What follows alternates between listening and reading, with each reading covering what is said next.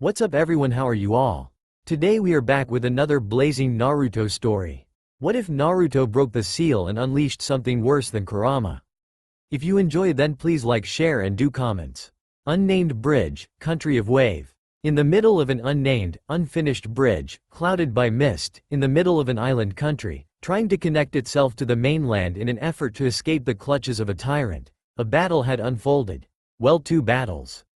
Battles between two different groups of ninjas that ultimately would decide the fate of the island nation. In one battle it was two Jonin-level shinobi pitted against each other.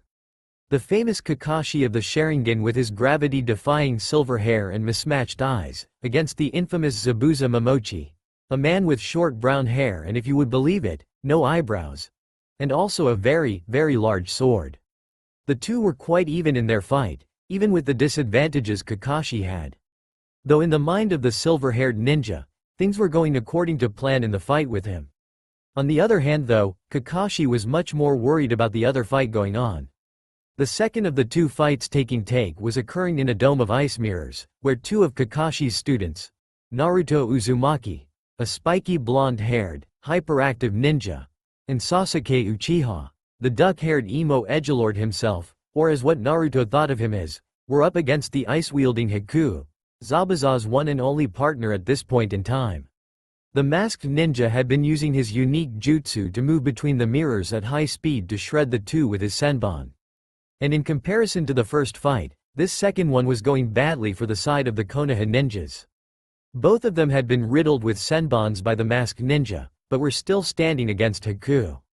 Well, one at this point since Naruto was essentially immobilized by the senbons.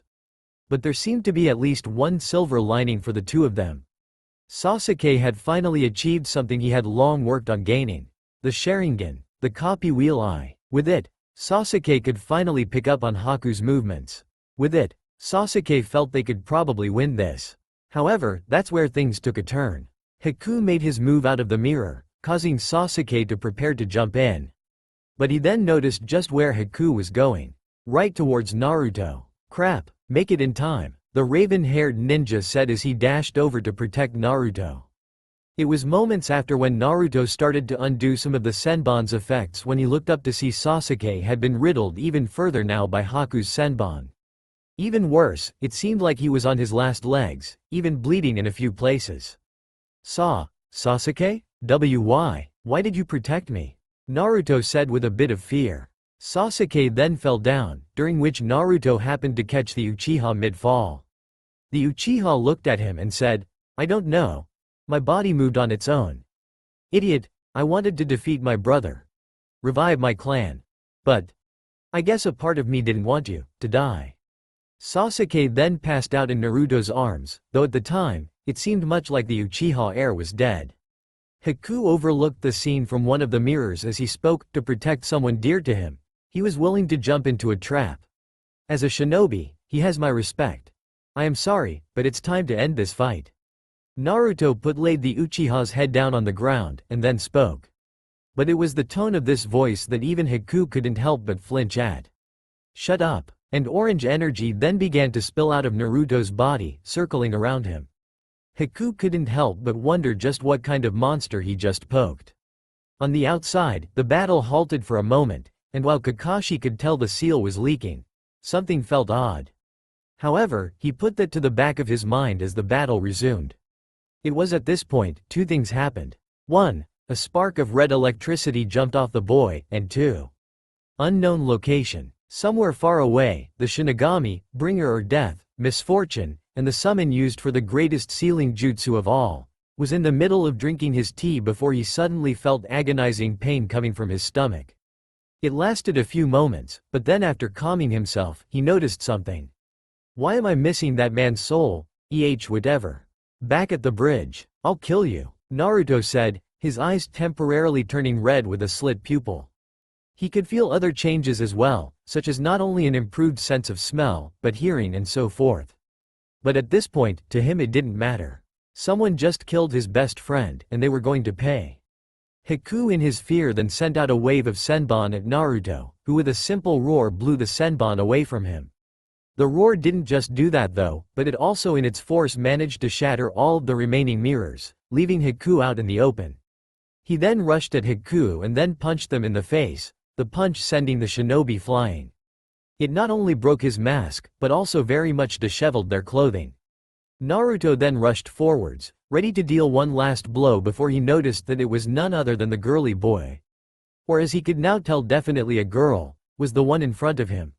He stopped his punch just short of Haku's face before he spoke. Why? Why did it have to be you, Haku? Why are you doing this? Haku looked at him with dead eyes before asking him, and why did you stop? I killed one of your precious people, so why? Naruto gave a single punch, knocking Haku to the ground, before he said, He was my friend, and you are too, so why? Haku got herself off the ground before she said, in order to fulfill Zabuza's command it had to be done. Even if I didn't like doing it.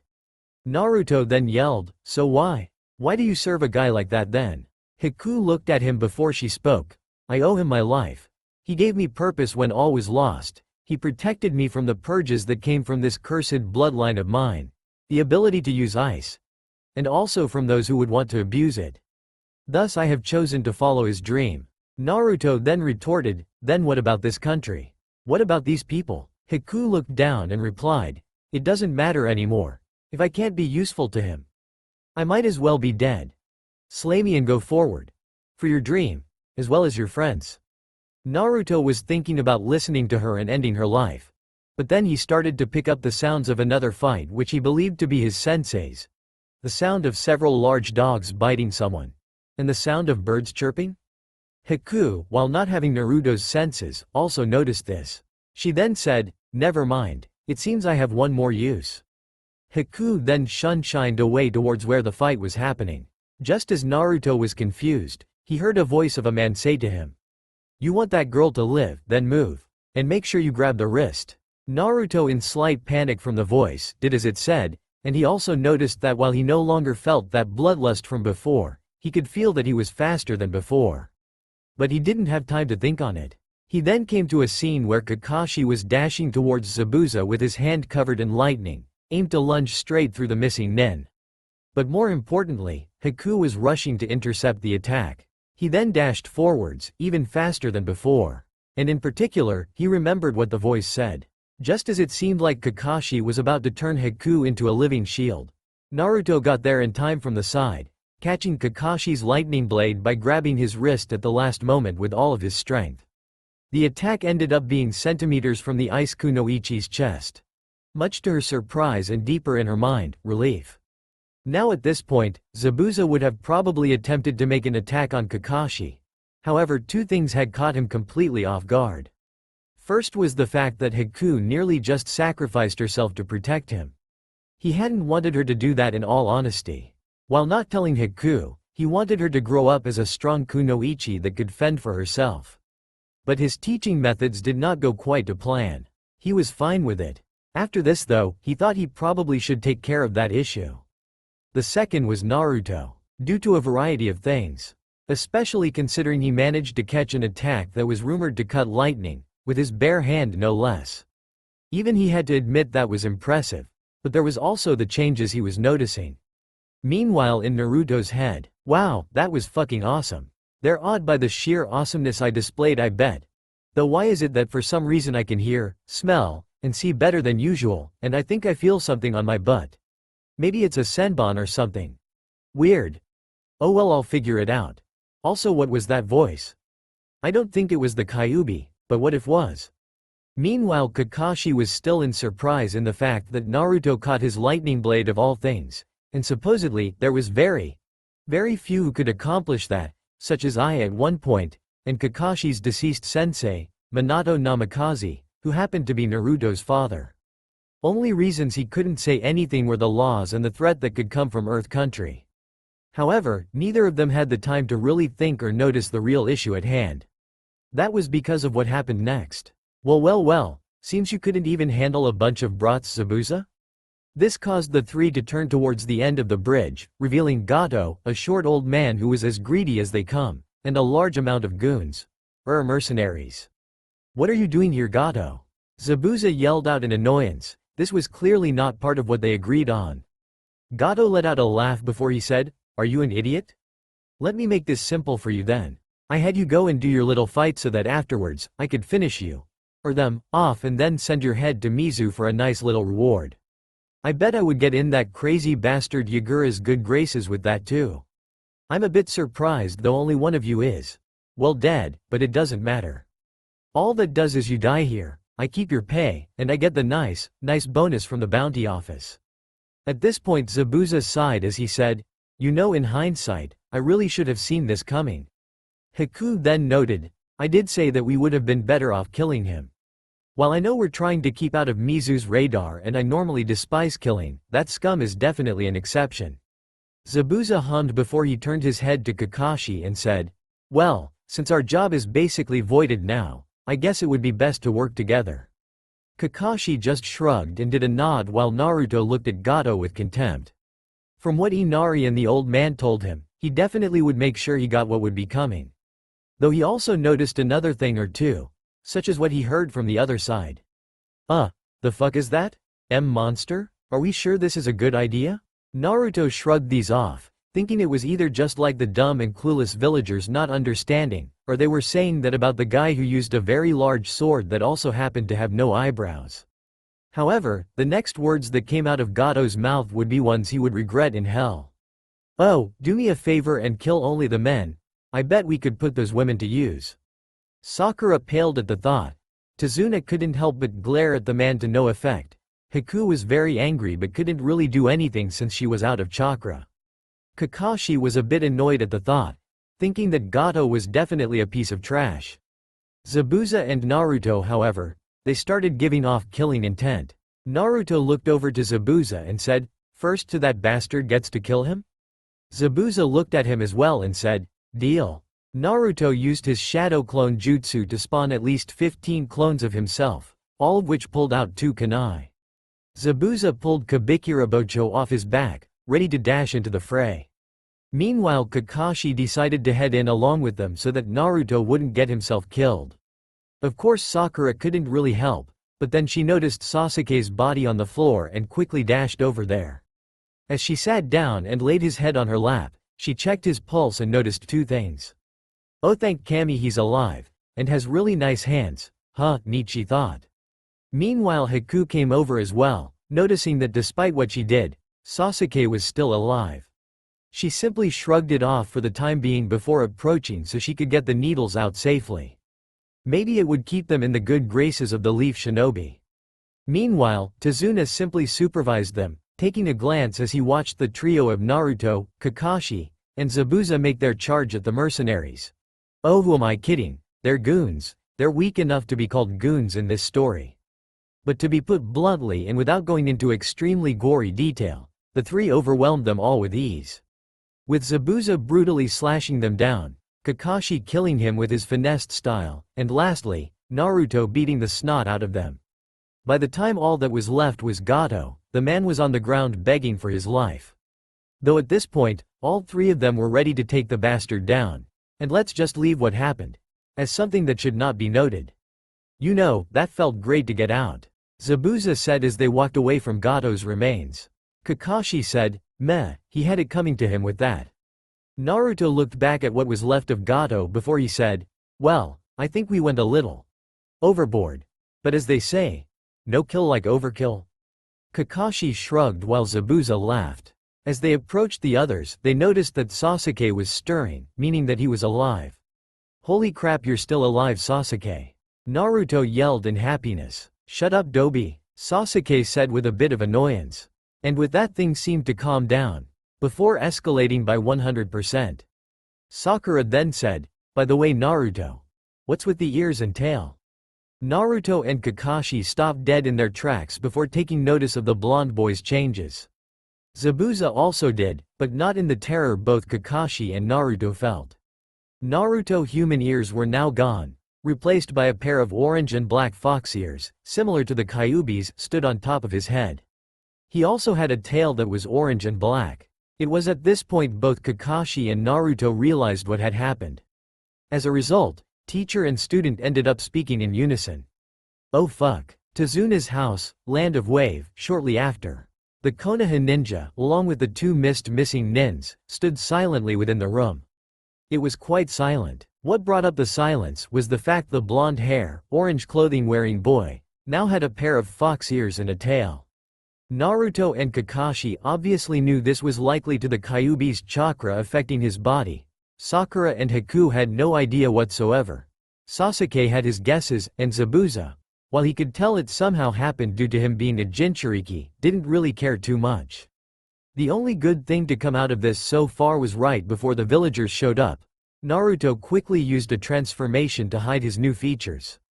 Of course in the end, it only helped him temporarily since while he had a lot of chakra, it wasn't like he could keep it up forever. So after heading inside and upstairs, with Sasuke and Haku both laid down on beds since they were the only ones to take decent damage without any sort of recovery fact, the group was in silence over this issue. And before anyone says anything, Kakashi and Zabuza simply had a few bandages on at this point. Both could easily just drop into unconsciousness if they wished. They just simply thought they needed to look like the professional, Jonin-rank shinobi they were in front of their pupils. Finally the one who broke the silence in the room was none other than the pinkhead, Sakura. "So, what's with those ears and tail again?"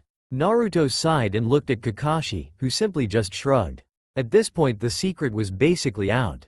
Heck, while the others were distracted by the villagers, Kakashi took a quick check of the seal and saw no severe errors based on his knowledge.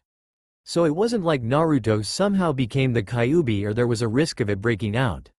As a result, what he more so cared about was how everyone was going to take it. Naruto then nodded. "Okay.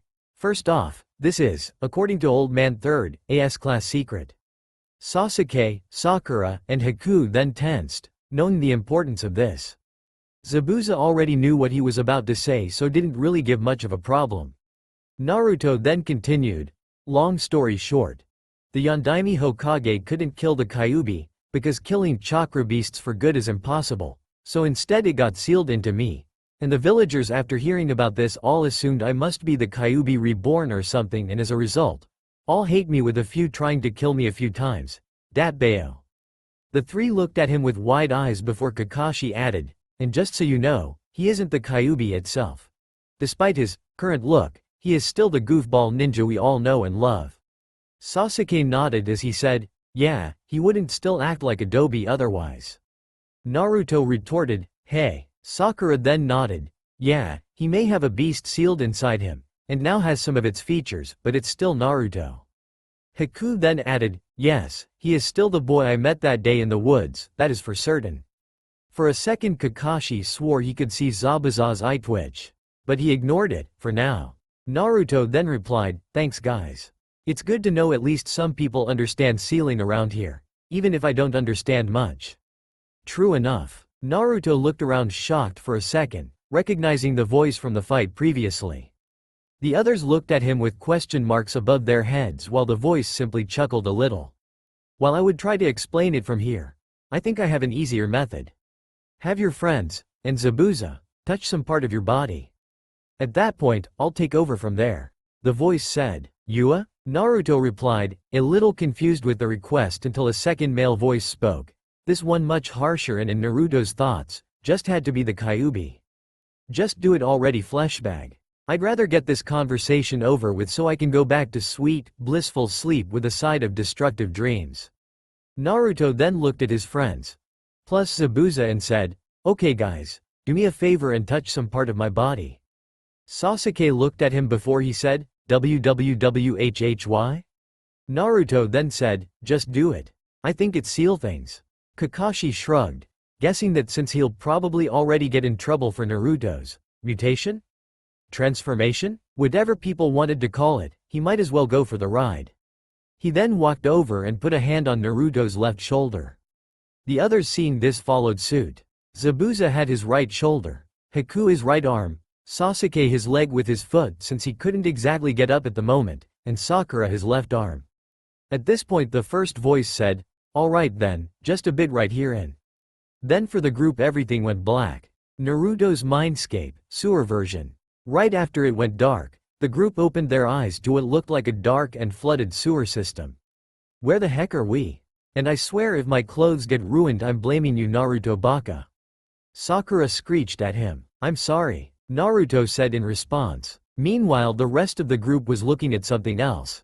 A bit to the left of them sat a large cage, the size of the Hokage monument Sasuke and Kakashi thought. Kakashi instantly knew what they were looking at before a large pair of large, crimson iris, slit pupil eyes opened and looked at them. Said creature then opened its mouth, showing its bright, shiny, white fangs. Hello fleshbags. Fear me for I am the Almighty, was what came out before a second voice spoke as it came down one of the halls. Kyuubi, yes we know.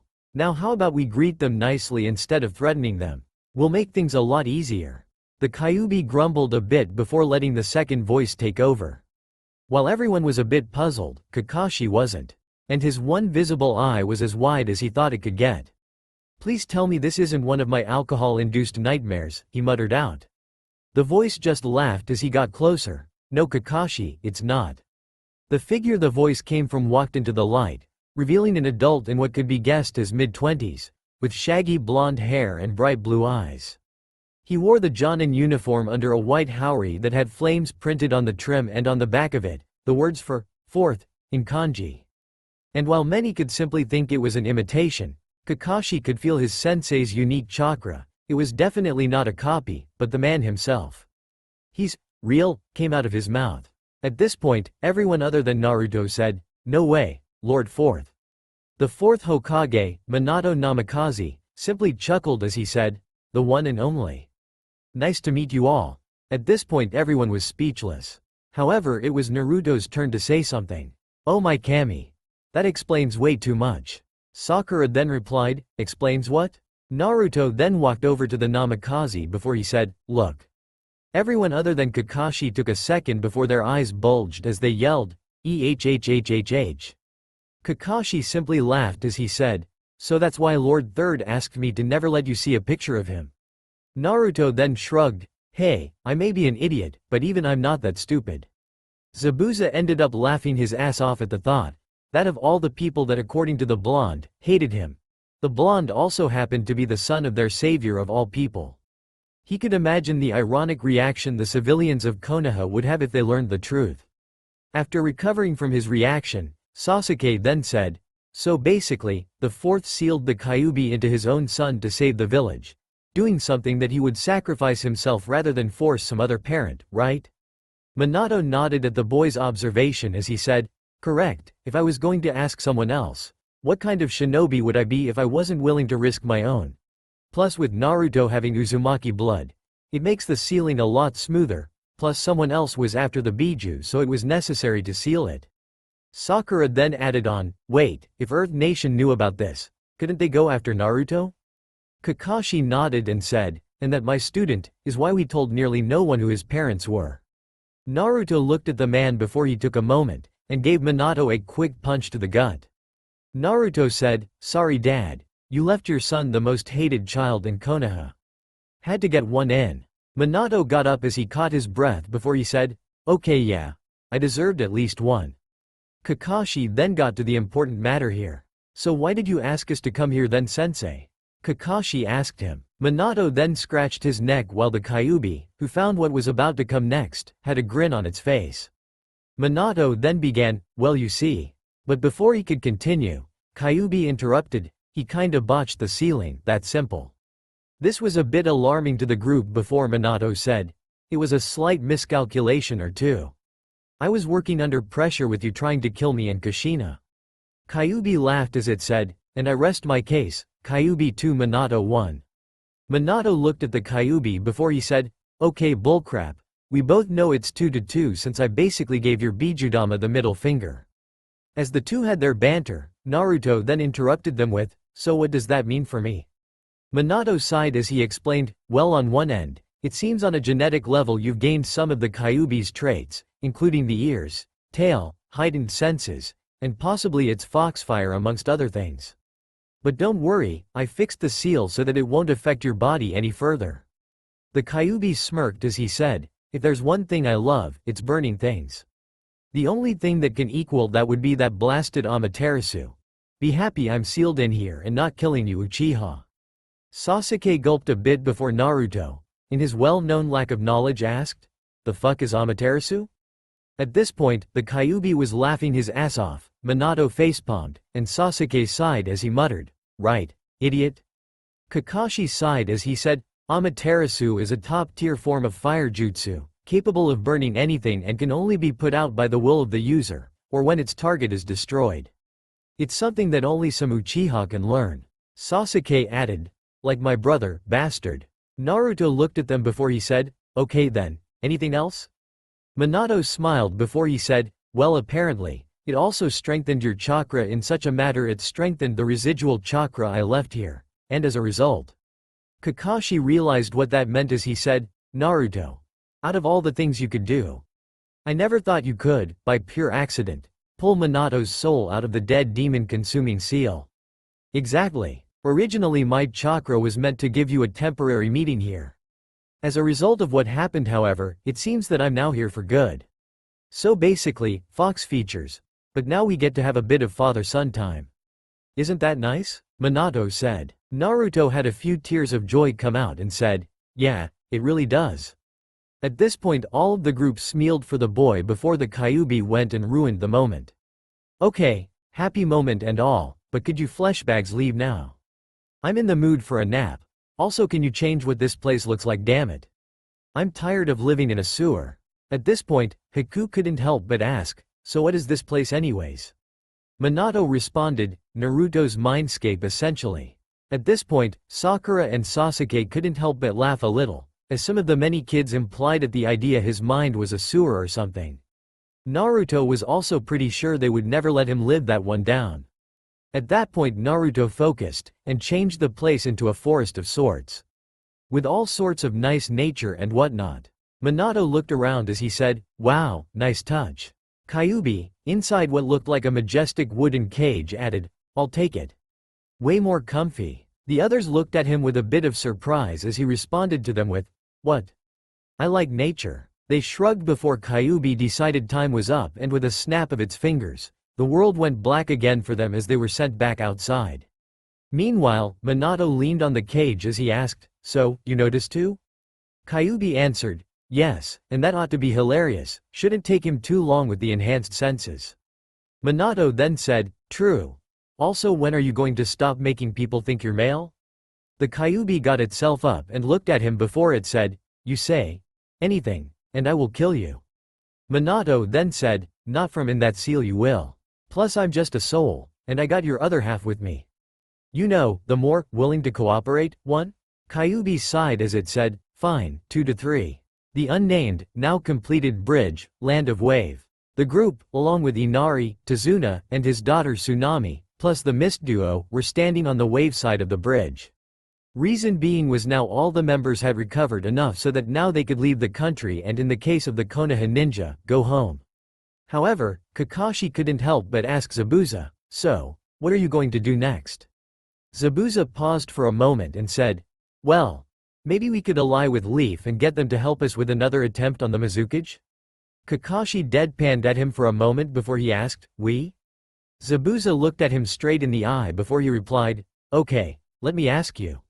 Would you want to work for a murderous psychopath who kills innocent people just because they either happen to have a unique ability or two, decide to speak against him, or just simply not like him?"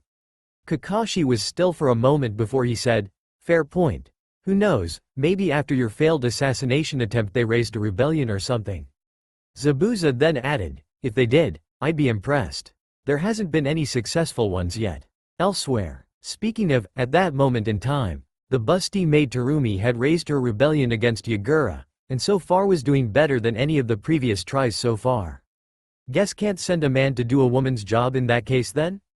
Back at the bridge. In any case though, the group said their goodbyes to each other, and while they tried not to, both Naruto and Inari were crying like children at the end. Sasuke said in response, "Dobi, you really can't hold it in until after we're away from them?" Naruto, wiping away his tears, retorted, "Hey, it's called I have feelings, and I spent a lot more time with them than you did." Sasuke looked away, a hint of a smile on his face as he said, "True enough. And it could be worse. You could cry at every goodbye or sob story. Or mope at every unfortunate event. Naruto couldn't help but say to that, fair point. Somewhere in the afterlife one such person couldn't help but sit in a corner moping at how the current generation were treating him. Before long the group then started making their way back towards Konoha, chatting with each other along the way. Haku and Naruto ended up getting along due to similar personalities to each other.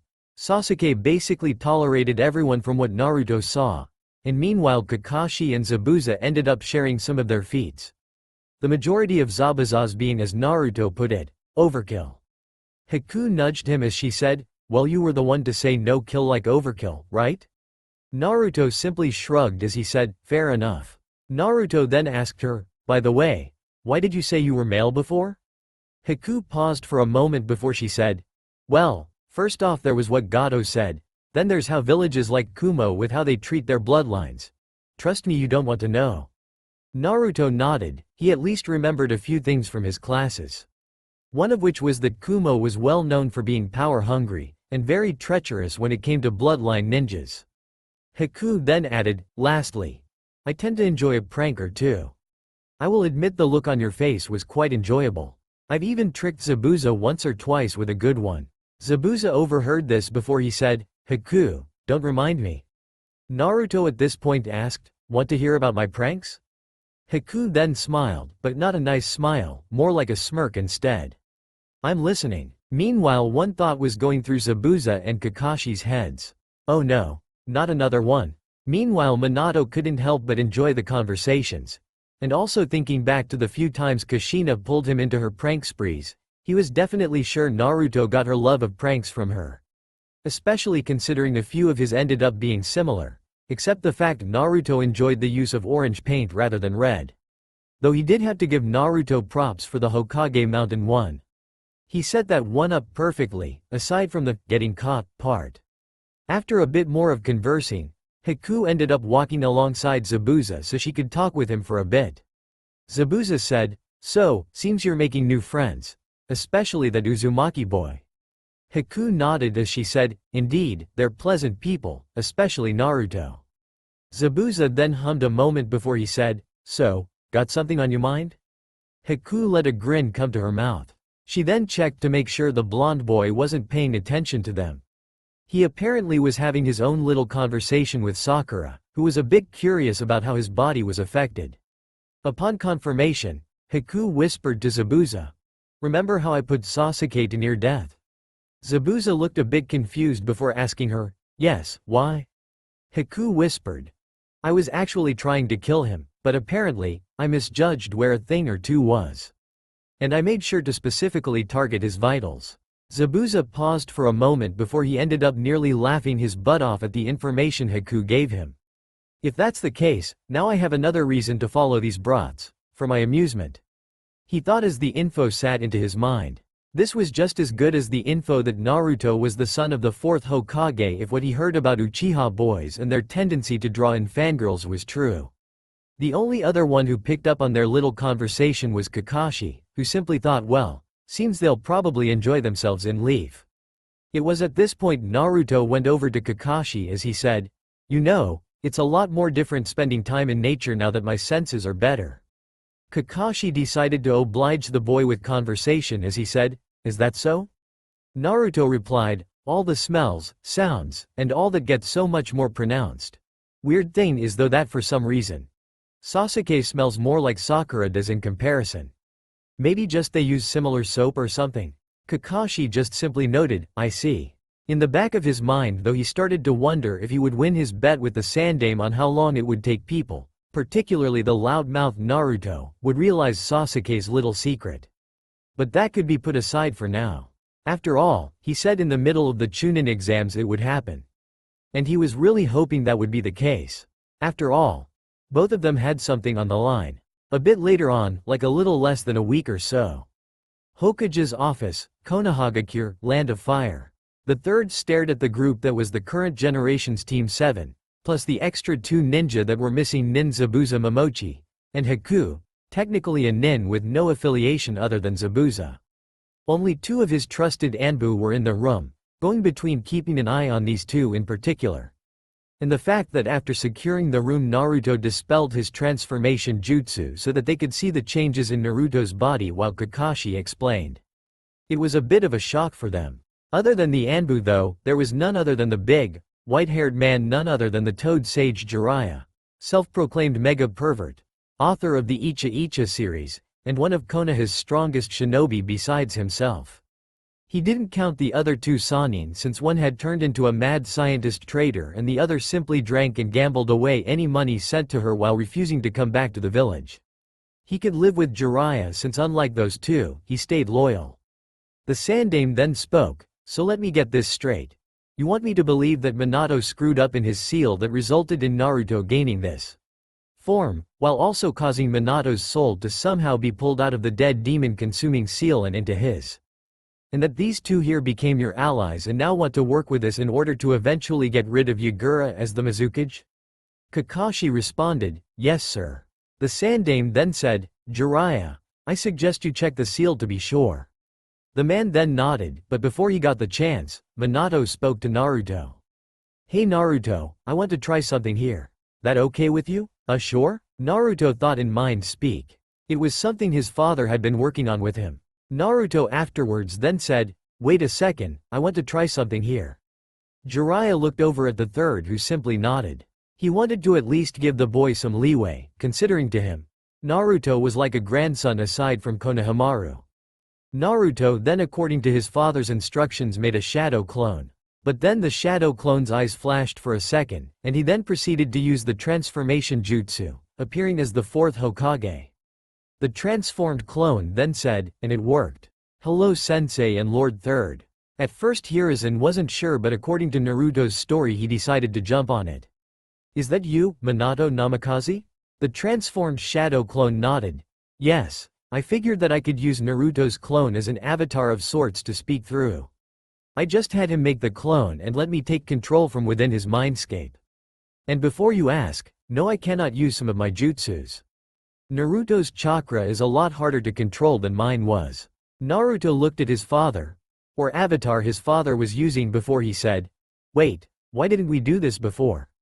Minato then said to him, well, the Kyuubi wanted to meet with you as well, and unlike me, it can't do this since it's still locked behind the deeper part of the seal. So unlike me, it can't do this. Oh well fuck you too. The Kyuubi roared in Naruto and Minato's minds, much to Minato's amusement. Jiraiya paused for a moment before he walked over to him, and then asked him. Okay, what was one of the things I asked you for when I was writing my books? You said, join the pervy side, we have many, many beautiful women to peep on. Minato replied. Jiraiya nodded as he said, yeah, he's real. Minato was the only person there when I said that. Minato chuckled as he said, and you never will sensei. Naruto and Zabuza was trying hard not to laugh. Kakashi was nodding at the thought since he too had joined the pervy side, though not as much as Jiraiya was.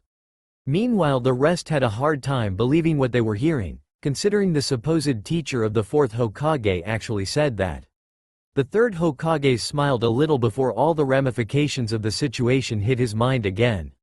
Naruto was now somehow part Kyuubi, Minato's soul ended up now also stuck in the seal, and he also had a missing nin from Kiri and his pupil wanting to work with, join Leaf so that they could eventually help with the whole situation over there. The third took a huff of his pipe before he spoke. His tone not the grandfatherly figure the younger generation was used to, but as the head of Konoha. Well then, I guess I'll have to accept this. First off, Naruto's current condition is a SS class secret, and can only be revealed by me or the boy himself. Second, Minato, since you're now stuck with him, I want you to teach the boy, and the other members of Team 7 if you have the time, as much as you can. Also, Anbu, I would like you to have the Namikaze estate made into Naruto's. We'll say that we decided to move him there in an attempt to improve his living conditions and use a building that hasn't been used in a while and won't be getting use otherwise. Until then, Team 7 is to remain on standby. Everyone nodded in response to the first part, Minato alone to the second part, and one of his Anbus, a woman with purple hair, to the third part. The last part all of Team 7 responded with a, yes sir. The third Hokage continued, lastly, as for you two, I have no problems in enlisting Haku after having her take an exam of sorts to prove herself. If successful, I will have her join as a fourth member to Team 7 since she is in the know. As for you Zabuza, I would like to let our interrogation corps question you a bit. Though since you seem to be in Minato's favor, I will at least let them do so, kindly.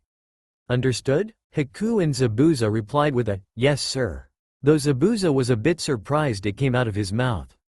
But then again, he was being asked, no ordered, this by the man once known as a god of shinobi.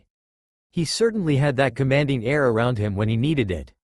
Hiruzen then took a look at Jiraiya before he said, lastly, I want you to make sure no information leaked about Naruto's appearance. If any of the Hyugas caught it. Jiraiya nodded, of course sensei. Hiruzen then looked at the group before he spoke, now, you are dismissed to your duties. The group, the purple-haired Anbu, and Jiraiya then left the vicinity to do what they were asked. After he was sure everyone other than Tenzo left, he quickly pulled open a part of his desk to reveal many bottles of sake. He kept them here specifically for times like this. Sir, are you sure you should be drinking right now? The remaining Anbu said. Hiruzen looked at him before he said, first, I am Hokage, I don't need you to question what I do. Second, I need it after that mind trip. The Anbu then replied, fair enough. Just don't do what you did that one time with your paperwork. The Hokage couldn't help but pout a little before taking a drink. The last time he got drunk in the office he ended up deciding to burn a whole pile of paperwork. And while he regretted it the next day, at the moment it felt great. I'm too old for this shit, he said as he took another drink. Training Ground 3, Konohagakure, Land of Fire. It was about 2 days after the group returned from Wave when they met up over at the third training ground, the same one the original Team 7 trio used before Wave, mainly during Kakashi's infamous bell test. However, this time they were joined by Haku. Unlike before however, since her gender had been revealed, why she still wore the same style of clothing, there were at least 2 differences. The first being that she obviously no longer wore her mask that she used as a hunter in disguise, showing her slender, beautiful face and chocolate-color eyes to all. Second was that while before she bandaged her assets down to only be noticeable if her clothes were messed up, now she didn't bandage them as tightly. Of course, Sakura felt her eye twitch for a moment while her inner self was screaming about the injustice of bust size, but she simply ignored it. Naruto, under a transformation jutsu to hide his fox features, said to the ice user, hey Haku. If you're here, guess that means you passed. Haku nodded with a smile. She had to admit she enjoyed the blonde's enthusiasm, it was almost contagious. She then looked over towards Sasuke who simply gave the classic Uchiha, HNN. She was now according to the third Hokage part of Team 7. She had taken her exam yesterday, which was fairly easy since she had been trained by a Jonin-level shinobi for years, and unlike him, they weren't basing their test off of wartime standards. Though then again, she also started to wonder if perhaps Zabuza had gone easy on her at times, but decided to not worry about it. Though of course, one thing that she came to be annoyed about in the village was the blasted civilian council. They straight up demanded that she make them children, even more so if it was with the Uchiha. Fortunately Lord Third was tired of their crap as of late and forbade them from bothering Haku. However, she was also laughing on the inside since if they knew what she knew about Sasuke, it would make them run around like headless chickens. What surprised the entirety of Team 7 though, including Haku herself, was of all the things, Kakashi arrived on time. That's right, for once, he wasn't late. Sakura's face went pale, Sasuke and Haku's eyes grew as wide as saucers, and Naruto started muttering about the apocalypse. Hokage's office. Even the Sandame from his office felt a slight disturbance, just to check his crystal ball to notice that Kakashi was on time for once. The Sandame paused for a moment before he said, either Kakashi has decided to take his job seriously, or the world is about to end. Well, fingers crossed. One of the Anbus in the room responded, oh come on, he's not that bad. The second Anbu then said, oh he is. I remember the one time he arrived a day late to his own birthday party. Then there was the time when he arrived 2 hours late to a funeral. For the previous fire Daiwaimo. That was nearly a disaster. The first Anbu simply blinked in astonishment before they said, point taken. Back at the training ground, Kakashi looked at them with a bit of a deadpan before he said, what, am I really that late all of the time? Yes you are. The 4 members of Team 7, as well as several nearby Anbu members said at the same time. Kakashi simply shrugged it off before he said, alright. In any case, let's get to work then. First though, Naruto if you would. Naruto nodded before making a single shadow clone for his father to take over. Though since this wasn't a private setting, he stuck with looking like his son. Minato then said to them, I can't teach you each of you everything, but I will at least give you pointers on what you need. We all have our own strong suits that can be worked on. So in any case, I'll be giving you direction, and Kakashi here will make sure you follow on it. Kakashi nodded as he said the words that would begin the next month for the group. Alright then, let's begin. Also, even though we're training, we'll still be doing missions, and you know what that means. The latter part of said sentence made the entirety of Team 7, minus Minato and Kakashi, groan in unison. Sasuke's training. For Sasuke's training, Minato put him under direct supervision of Kakashi, due to his thoughts on how similar their fighting styles were. Kakashi accepted the task with a shrug and Sasuke HNN. This ended up including 3 things: sparring, practice on using the Sharingan, and also, okay Sasuke, since you know some fire-style jutsus, I want to test your chakra natures, who knows, maybe you have another element available. Kakashi said as he pulled out a piece of paper. Sasuke knew what the paper was for after all, so he simply took it out of his hand and charged his chakra in it. And the results? Let's see. Oh, would you look at that, fire and lightning. While you do have your fire style down to par already, the fact you have lightning makes this quite good for you. Kakashi said to Sasuke. And why is that? Sasuke asked the Cyclops Jonin. Because it's my specialty, Kakashi said with one of his eye smiles. Sasuke nodded, being ready for anything. Now for starters, Kakashi spoke as he reached into his pouch. Light these light bulbs. Sasuke wasn't ready for this. Kakashi laughed as he said, oh relax, it could be worse. If you had water affinity, you would have to actually go into the water, and yes, I know that secret. Sasuke looked at him in alarm before he said, don't you dare tell the loudmouth or the fangirl. I am definitely not ready for that disaster. It was your choice, you know. Kakashi replied. Sasuke shook his head before he said, no, more like dad's. Kakashi thought about this for a moment before he said, makes sense. Sakura's training. While Sasuke was off getting the majority of Kakashi's attention, Sakura could only think of her tasks as a hellish bootcamp. First, not only did she have to quit dieting, she whined about it at first, but with Kakashi nudging Sasuke, Sasuke convinced her that if she wanted to be a worthy ninja, she needed to stop it. So in the end she obliged. However, it was the second part that made her think of this as a bootcamp from hell. Come on Sakura, embrace the power of youth. Of all the things Kakashi-sensei and Lord Fourth had to do to her, it was to have Mike Guy, the bowl-cut training nut, of youth, be her fitness instructor. She would have sworn his regime was inhuman if she didn't see what she first couldn't help but think of Guy's clone, as well as their 2 other teammates do so as well. Heck, the one with her brown hair set up in 2 buns, Tenten, she was getting along with out of sympathy. Besides the end of her dieting and training hell though, she was also reporting to the Konoha hospital in order to learn medical ninjutsu, aka Iryojutsu. Lord Fourth said that with her chakra control, she could learn medical ninjutsu or genjutsu quite well. Though she chose the former, mainly because when she told Tenten about her current regime, Tenten told her about the Sannin Tsunade, who was an expert in taijutsu and Iryojutsu. And so, she learned from the medical ninja there so that she could at least get herself up to par as a field medic for the team. Haku's training. While the others were being trained by instructors or so forth, Haku on the other hand was on her own. Minato had recommended to her to expand her repertoire of ice-style jutsu, and possibly water and wind since those were the chakra natures that made up the ice-styled chakra nature. This meant testing her control over the ice style as well as improving it. And while she did have a decent amount of water jutsu and control due to Zabuza, on the other hand, this is a bit more difficult than it looks. She thought as she worked on trying to cut a leaf with wind chakra for training.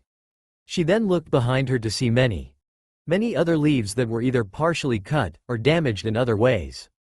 However, her work on ice style was showing her efforts. She had to admit without Zabuza hovering over her at the moment, she was getting a little creative with it. As the sheer amount of ice and snow all over the training field she was in showed. And of course she did sense a few other presences lying around, however one presence in particular seemed to scare them from doing anything. She wondered though just what Zabuza was up to though. Zabuza's situation. In comparison to Team 7, Zabuza was getting a bit more of a cold shoulder from the village. However, they were quite cooperative with him. But then again, he did have quite a nasty reputation. It was times like this he really wondered what the fuck was he thinking when he slaughtered that class back in Kiri. In any case though, they ended up accepting his story after several annoying hours of questioning, and Hiruzen would be sending several Anbu to Mist to get some info from there.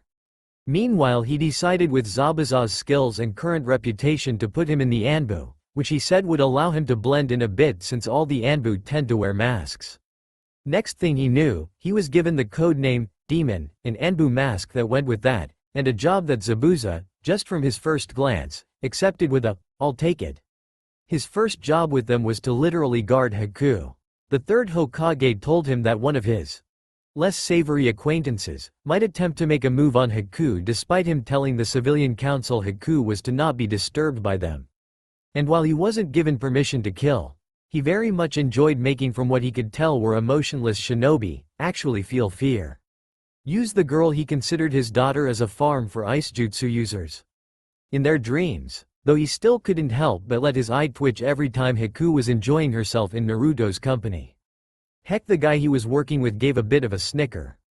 As for said boy, Naruto's training, that took place away from the rest of the group so he doesn't need to keep up a transformation jutsu the whole damn time. If Sakura thought she was being put through the ringer, Naruto had it just as hard. His father was training him in a variety of subjects in a special training ground he made under the Namikaze estate. At first, Naruto thought it would be great, but now he knew it hurt a lot. First, there was taijutsu training, in which Minato was working on fixing up all of the errors in Naruto's fighting styles, mainly being, "Naruto, again, don't run in blind. Think before you do," Minato said to him after putting him in an arm lock. Darnit. Naruto groaned in annoyance. On the plus side though, he was slowly showing improvement in the subject. As for his ninjutsu, he was getting help from Minato on wind release, which was revealed to be his natural chakra nature. Though of course he ended up getting quite annoyed at the leaf cutting exercise until Minato recommended using shadow clones, revealing the jutsu's secret to him as well. Besides that, Minato was drilling Naruto in chakra control exercises. Naruto found himself quite annoyed that due to what happened to him, not only did his reserve nearly double in size, but his chakra control essentially got cut in half. The Kyuubi seemed to enjoy the free entertainment though of first watching Naruto fall off trees over and over, and later fall into ice water at a lake. Minato asked Haku to cool down beforehand. All of the above was better than his genjutsu though. Due to his abysmal chakra control, the fourth simply taught him how to break genjutsus. As for the training from Kyuubi though, wow, just, wow. Hey, I didn't mean to set the whole tree on fire. Naruto pouted. The Kyuubi laughed its evil laugh as it said, "Fleshbag, it's called right now, you suck." Naruto was quite annoyed with the Kyuubi when it came to the training Naruto how to use the Kyuubi's foxfire. However, it was quite different in learning how to use his new senses. At the point about a month had passed, Naruto's senses were not only controlled, but he even could be said to be better than an Inuzuka. Even the Kyuubi felt like gloating a little that at least one part of the training from the Kyuubi was going better than Minato's. "Ha, take that fool, now it's 3-3. Minato ruined its gloating though as he said, "You forgot about my little clone trick that you can't do, so actually 4-3. As a result, in the seal the Kyuubi ended up pouting for a bit at him. It swore that if there was one thing for certain, it wouldn't be letting the fourth Hokage of all people get the last laugh. The whole group. However, if there was one thing all of Team 7, minus Kakashi who didn't care and Minato who found it amusing, all despised, it was the D-rank missions. Varying from cleaning up someone's yard, painting a fence, babysitting, and the horrid mission of catching the infamous Tora, it was all something they got annoyed about. On the plus side though, there was 1 or 2 C-rank missions that they occasionally did. Of course in comparison to their first C-rank mission, it wasn't as hectic. But then again, Most genin didn't get missions that went from C rank all the way to A rank because it turned out your client was being targeted by high rank missing nins. Though one positive result was the team was improving on their bonds with each other, which was in fact the objective of low rank missions. Team building, plus the pranks Naruto and Haku sometimes pulled on some of the populace. While it made the two closer. I'll be nice enough to leave the civilians some dignity. Oh, who am I kidding? I'll tell you, they swapped the merchandise of several shops with Naruto's knowledge of Fuinjutsu, with Haku doing distractions, messing up many people's sense of heat with well-timed control of fire and ice. And lastly, painting an entire street's worth of civilian shops, who never sell to Naruto for being the Kyuubi brat, in orange paint, outside and inside mind you, and with Haku then freezing it afterwards to make it harder to get off. The third Hokage couldn't help but wonder whether to laugh at the pranks, or blame them for the headaches caused by the civilians afterwards. However, there was also one other thing that occurred during this time. With Jiraiya. Do you understand what I mean? Don't tell anyone? Jiraiya said to the young brunette girl with pale eyes. Hinata nodded as she said, I do. Jiraiya then asked her, and do you have fear of him? Hinata then shook her head as she said, no, of course not. I think they make him look cute. Or cool, I don't know which one. Jiraiya nodded before the moment of realization popped into his head. Omikami. Is this the Hyuga they mentioned had a crush on Naruto? Okay, 1, that's a lucky break for us. And 2, that lucky little motherfucker. I know that Ice Girl is into him too, but both of them are gonna grow up to be fine women. It's almost like Minato all over again. Wait a minute. Unlike Minato, Naruto could be put under CRA if he wanted to. Hinata was a bit weirded out by the perverted grin that seemed to appear on the Sanin's face before she said, Jiraiya-sama? That happened to snap him out of it as his face got back in order as he said, right, you're dismissed. The moment she left, Jiraiya quickly pulled out his notebook before writing down furiously while he thought, my godson is a Kami damn goldmine. I have to make sure though he or his eventual women never know I used them as writing material. I do not need a repeat of what Kushina and Makoto did to me that one time. In any case, Team 7 trained, Jiraiya wrote for his smut in his notebook. Zabuza simply guarded over his stepdaughter, and the third Hokage suffered the agony of paperwork. With 1 or 2 of those days he had a hangover. And so, about a month had passed. And while Team 7 and the other rookie teams remained ignorant of it, the Chunin exams hosted in Konoha would begin soon. Village streets, Konohagakure, Land of Fire. It had been about a month since the group's regimen of training had begun, and all of them were seeing improvements in their skills. The group had been quite glad with themselves for this. Though Sakura still complained a little whenever she had to visit the training hell Guy had been giving her. Though on the plus side, she could at least, according to Tenten's remarks, now call herself an actual ninja. Heck, she even started to wonder what the heck she was thinking before on restricting herself in the ways she did. If anything, she was pretty sure if she met a past version of herself, she would whip their butt into gear before Kakashi got the bright idea to let the psycho training nut be in charge of her physical fitness. But then again, she couldn't really complain when her previously wimpy punches could now send idiot bandits she met on missions flying. Sasuke, of course, was in a good mood as well, actually smiling a bit more often whenever fangirls weren't around. He ended up improving his taijutsu to be faster and stronger with Kakashi, as well as becoming accustomed to the Sharingan. More importantly though, Kakashi also taught the Uchiha several lightning-style jutsus after he got his lightning manipulation up enough. Though Kakashi also promised that if Sasuke got to the finals, he would teach him a very special technique, thus motivating him further to be stronger. Though he was still a bit worried about that getting out. He was pretty darn sure Naruto in particular would catch on soon. And in his mind, he knew that with his loud mouth, everyone would hear it. Haku on the other hand managed to learn a few wind-style jutsus and create a few ice-style ones. Most of them were fairly simple, though she did feel happy with what she accomplished over the month. As for Naruto, let's say at least he was now good enough in Fuinjutsu that he could use seals to hide his fox ears and tail. Though it did restrict his power a little, Minato simply called it a form of training on its own. In any case, the group was walking back from their previous mission, having been a decent success, with a blunder or two, but it didn't cause too many problems. Sakura was doing a bit of screeching at Naruto for one such thing. Next time aim better DARNIT. Sakura yelled. Naruto yelped, I said I didn't mean to. I'm sorry. Sasuke simply sighed at the antics of the two, while Haku merely giggled a little before attempting to cool Sakura down. Outside of when she was having fun with pranking with Naruto, she tended to be the mediator of the group. Heck, as Minato saw it, he literally told Kakashi that out of all the group's members, she was the one who kept them glued together. Calm down, Sakura, while I know you liked having your hair long, we at least made it so that it looks fine. Besides, having long hair out in battle isn't always helpful, Haku said to the pinkette, calming her down. During the mission, one of Naruto's flame attacks ended up singeing some of Sakura's hair towards the part that she originally had go down her back. As a result, Haku ended up helping her cut her hair short before they got back. Sakura sighed as she said, I guess you're right. She paused for a moment before she asked, wait, is that why you always style your hair in a bun whenever we're training or on missions? Haku nodded, and Sakura looked slightly downcast as she realized she could have easily avoided the situation if she had a way to keep her hair up while on the job.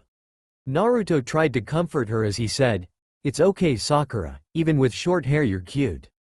Sakura for a second nearly thought the boy looked cute as well before she shook her head and said, you're the reason for it in the first place.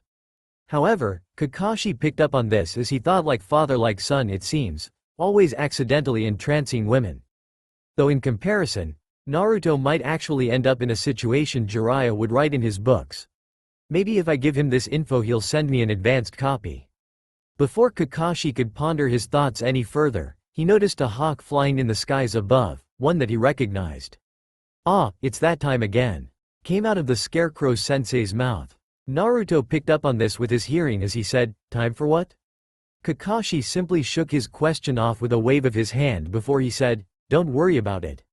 In any case, I'll go ahead and make our report to the Hokage Tower.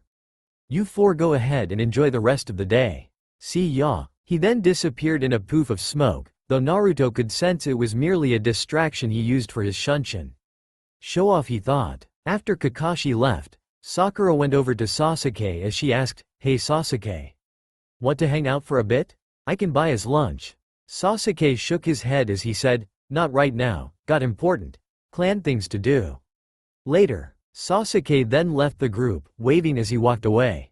Though for some reason Naruto smelled something weird about it. A slight smell of blood. Though he shrugged it off, guessing it was probably just a bruise or something.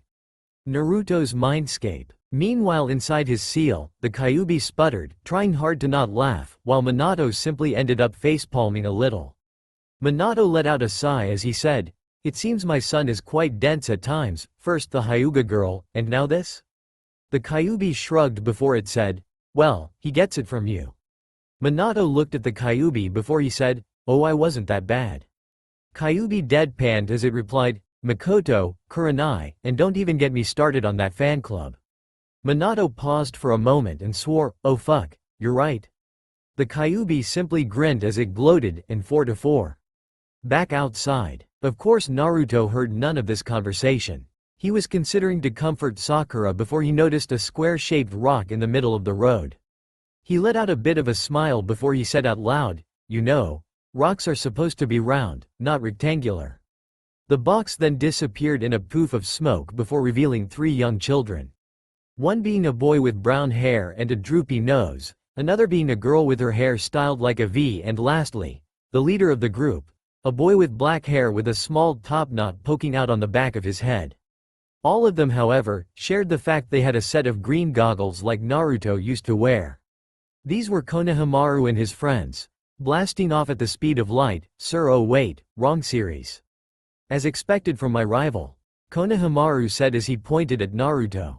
The blonde smirked as he replied, alright Konohamaru, what is it this time?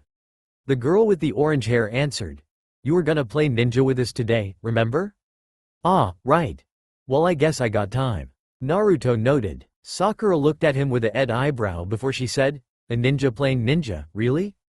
Naruto replied back to her, well, it's important for a future Hokage to be able to work well with future subordinates, right? So why not make said bonds now? Sakura was considering admonishing him, but she realized he did have a point in that regard. She still found it weird that sometimes Naruto actually sounded a bit sagely, but figured he was maturing a bit. But then again, still Naruto. Haku simply nodded as she said, I see, it does make sense. Konohamaru pulled Naruto over for a second before he asked, so, which one is your lady friend, if you know what I mean? For a moment, one could see a slight blush on the two kunoichis' faces, but it disappeared just as quickly. Sakura more so with the next remark. Konohamaru then said, wait, never mind, it's definitely not the pink one, she's kinda ugly in a few ways. While pointing at Sakura, Haku couldn't help but sweat drop at the child's ignorance, and Naruto started sweating bullets.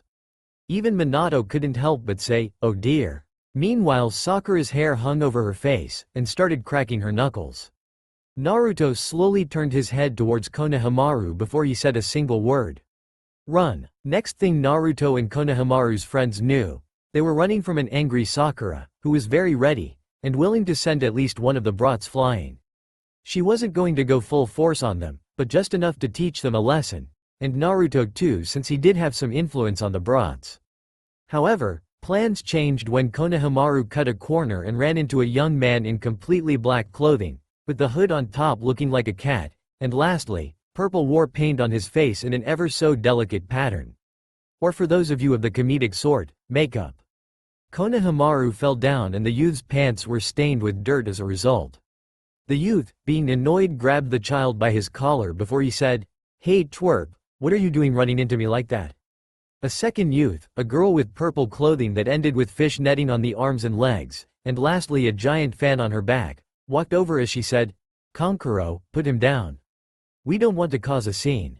Kankuro simple shrugged as he said, it's fine sis, I'm just gonna first teach him a bit about respecting his elders. They won't whine too much. Naruto and Ko then confronted them as Kankuro held up Konohamaru. Naruto yelled at the duo, well mainly at Kankuro, hey, put him down. Kankuro looked over at the blonde before he said, hey, just give me a sec here. Kankuro, pay attention, she said to try and get Kankuro to stand down. Kankuro then noticed that Naruto, Sakura, and also Haku, who had been following the previous chase, were all wearing a Konoha headband. Oh, so you guys are genins from around here. Kankuro said with a bit of a shrug. Sakura stared at the two dead in the eyes after noticing the duo's own headbands. It depicted an hourglass. And you two are from sand. What are you doing here anyways? Sakura said in response. Temari replied, oh you didn't hear. The Chunin exams are soon. Speaking of, Kankuro, stop making a scene darn it.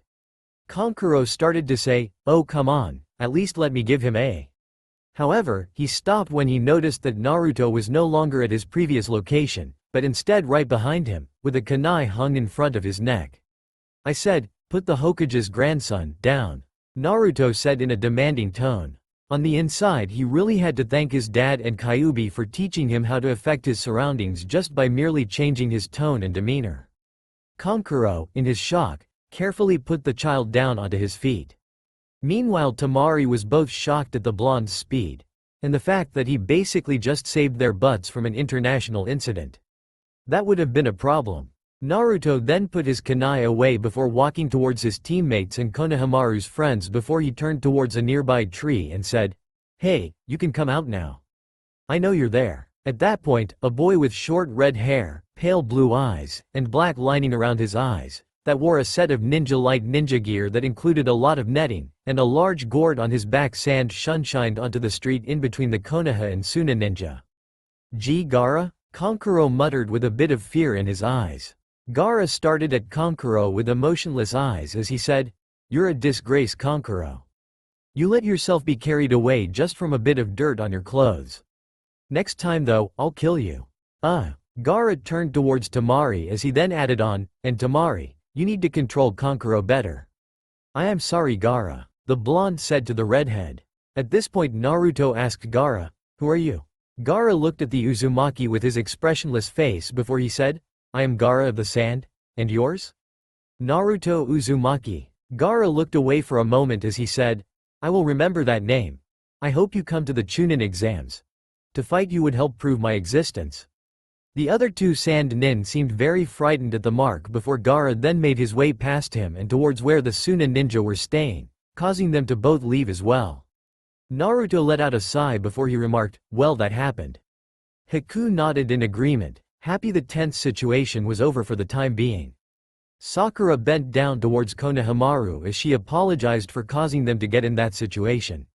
Meanwhile, Naruto was having his own thoughts. The weird thing though, was the redhead smelled a lot like a tanuki? And blood, lots of blood. To be fair, that was probably the Jinchuriki of the one-tailed beast Shukaku, who is very, very well known for being quite insane. And I mean the murder kind of insane. The Kyuubi spoke to him. Naruto had already gone over a bit about each of the bijus at one point of their training. Naruto's response to this was, oh, fuck. The next day, Konohagakure, Land of Fire. The group was at one of the many bridges in the village waiting for Kakashi to show up. Unlike before, he asked them to meet here today rather than the training grounds. And of course before they could even talk much, especially Naruto since he still had Shukaku's Jinchuriki on his mind, Kakashi once again arrived on time. Though after a month of this, everyone was used to it now rather than wondering if the world was going to end before long. Hello my students, today I have a bit of a proposition for you, Kakashi said with his eye smile. Sasuke looked at Kakashi and asked, and that would be? Kakashi then pulled out 4 sheets of paperwork that were some type of form as he said, I recommended you 4 to the Chunin exam. While normally Naruto would have been jumping for joy at this, he also realized that the moment he stepped into the exam, he would likely have to face Gaara at some point. He then shrugged it off deciding that as a fellow Jinchuriki he could take him on, and who knows, maybe become friends. Naruto returned to his normal, happy-go-lucky mood as he took one of the forms from his sensei as he said, thank you sensei. Sasuke thought it would be a good place to figure out where he stood amongst their generation of ninja. Though he also thought it may also be an opportunity to reveal that secret. Haku looked at the form, thinking that things would be interesting, and if Naruto was going, she would as well. Besides, it would also allow her to be a step closer to Zabuza's level. Meanwhile Sakura stared at the form with a determined look on her face before she asked, is this why you tossed me over to Guy?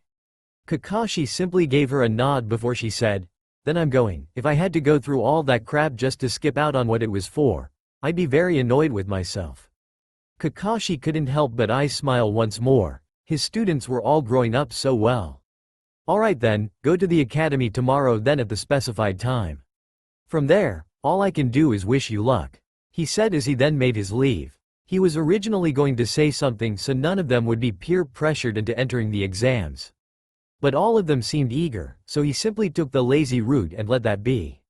Though however, Naruto, as well as Minato and the Kyuubi, couldn't help but shake one feeling.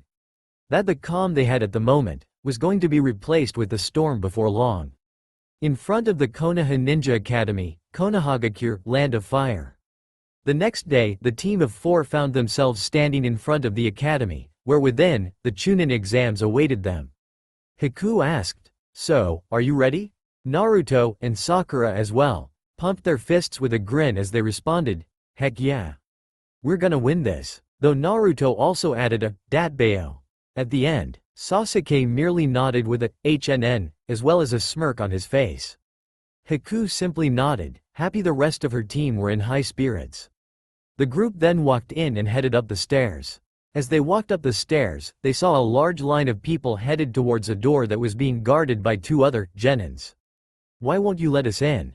We're here for the Chunin exams, one voice spoke. Sakura facepalmed for a moment as she recognized that voice a bit too well. One of the genin at the door sneered as he said, we can't let you weaklings get in the exam, it isn't a place for chumps, go home brat. At this point, Sakura was about to tell them they should just go up to the next floor since this was actually just the 2nd floor under a genjutsu, but then the source of the voice, Mike Guy's student, Rock Lee, noticed her. Oh hey, Sakura-chan. He then dashed over to where she was, no longer pretending to be injured from the genins, who did widen their eyes for a moment as they realized they got played a little, but they ignored it for the time being. Sakura couldn't help but let out a sigh, before she spoke, hi Lee. Lee let out one of his cheesy smiles, which ended up making the rest of Team 7 a bit weirded out, before he said, so you're here for the Chunin exams right? That's excellent, we can both show our power of youth and love if you will accept it. Sakura shot him down instantly though with a, Yes, I'm here for the Chunin exams, and for the last time Lee, no means no. Lee looked a bit downcast before his two other teammates. A boy with long brown hair and pale eyes like Hinata's, and Tenten, joined the group. Tenten grabbed Lee as she said, "Lee, I know you like her, but you really should give up at this point. She's already shot you down more than 50 times. Also hi Sakura." While Sakura ended up having a short chat with Tenten, Naruto went over to Lee as he asked, "You also get rejected by Sakura a lot?" Lee said to him, "Sadly, yes, but I will not falter." Naruto gave the green spandex boy a nod, before he then put a hand on Lee's shoulder as he said, "I understand you very well in that regard. Maybe someday she'll actually accept someone other than the edgelord. Believe it." At this point, the two ended up making a strange bond of sorts, which Sakura didn't notice, Sasuke simply decided to ignore, and Haku couldn't help it as a giggle escaped from her mouth. Meanwhile Neji looked at Sasuke before he called to him, "Sasuke Uchiha." Sasuke looked at him and asked, "And you are?" "Neji Hyuga. I hear you were the top of your class, as was I hope to see just what you can do. Though I will show you just whose dojutsu is superior."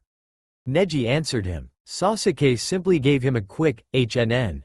Neji smirked a bit. He then walked towards the stairs, his two teammates trailing along with him. Sakura then said, "Well, guess we should head up too then?" The team nodded in agreement. Just as they were about to head up the stairs though, Naruto decided to ruin the Genin's fun. "Hey guys, by the way, this is actually the second floor. Also those two aren't Genins. Bye now." Everyone who had been fooled by the genjutsu had their eyes widened before they all realized they had been played, and were now rushing towards the stairs. And the two Genins, who had been exposed, undid their transformations and were going to chase after Naruto. But by that time, he was gone. Upstairs, Sakura deadpanned at the blonde ninja before she asked, "Did you really have to do that?" "It was worth it. I regret nothing," Naruto replied with a foxy grin. Haku gave him a thumbs up as she enjoyed it as well. Sasuke added, "Okay, it was kind of funny." Sakura couldn't help but nod at the least to Sasuke's statement about it.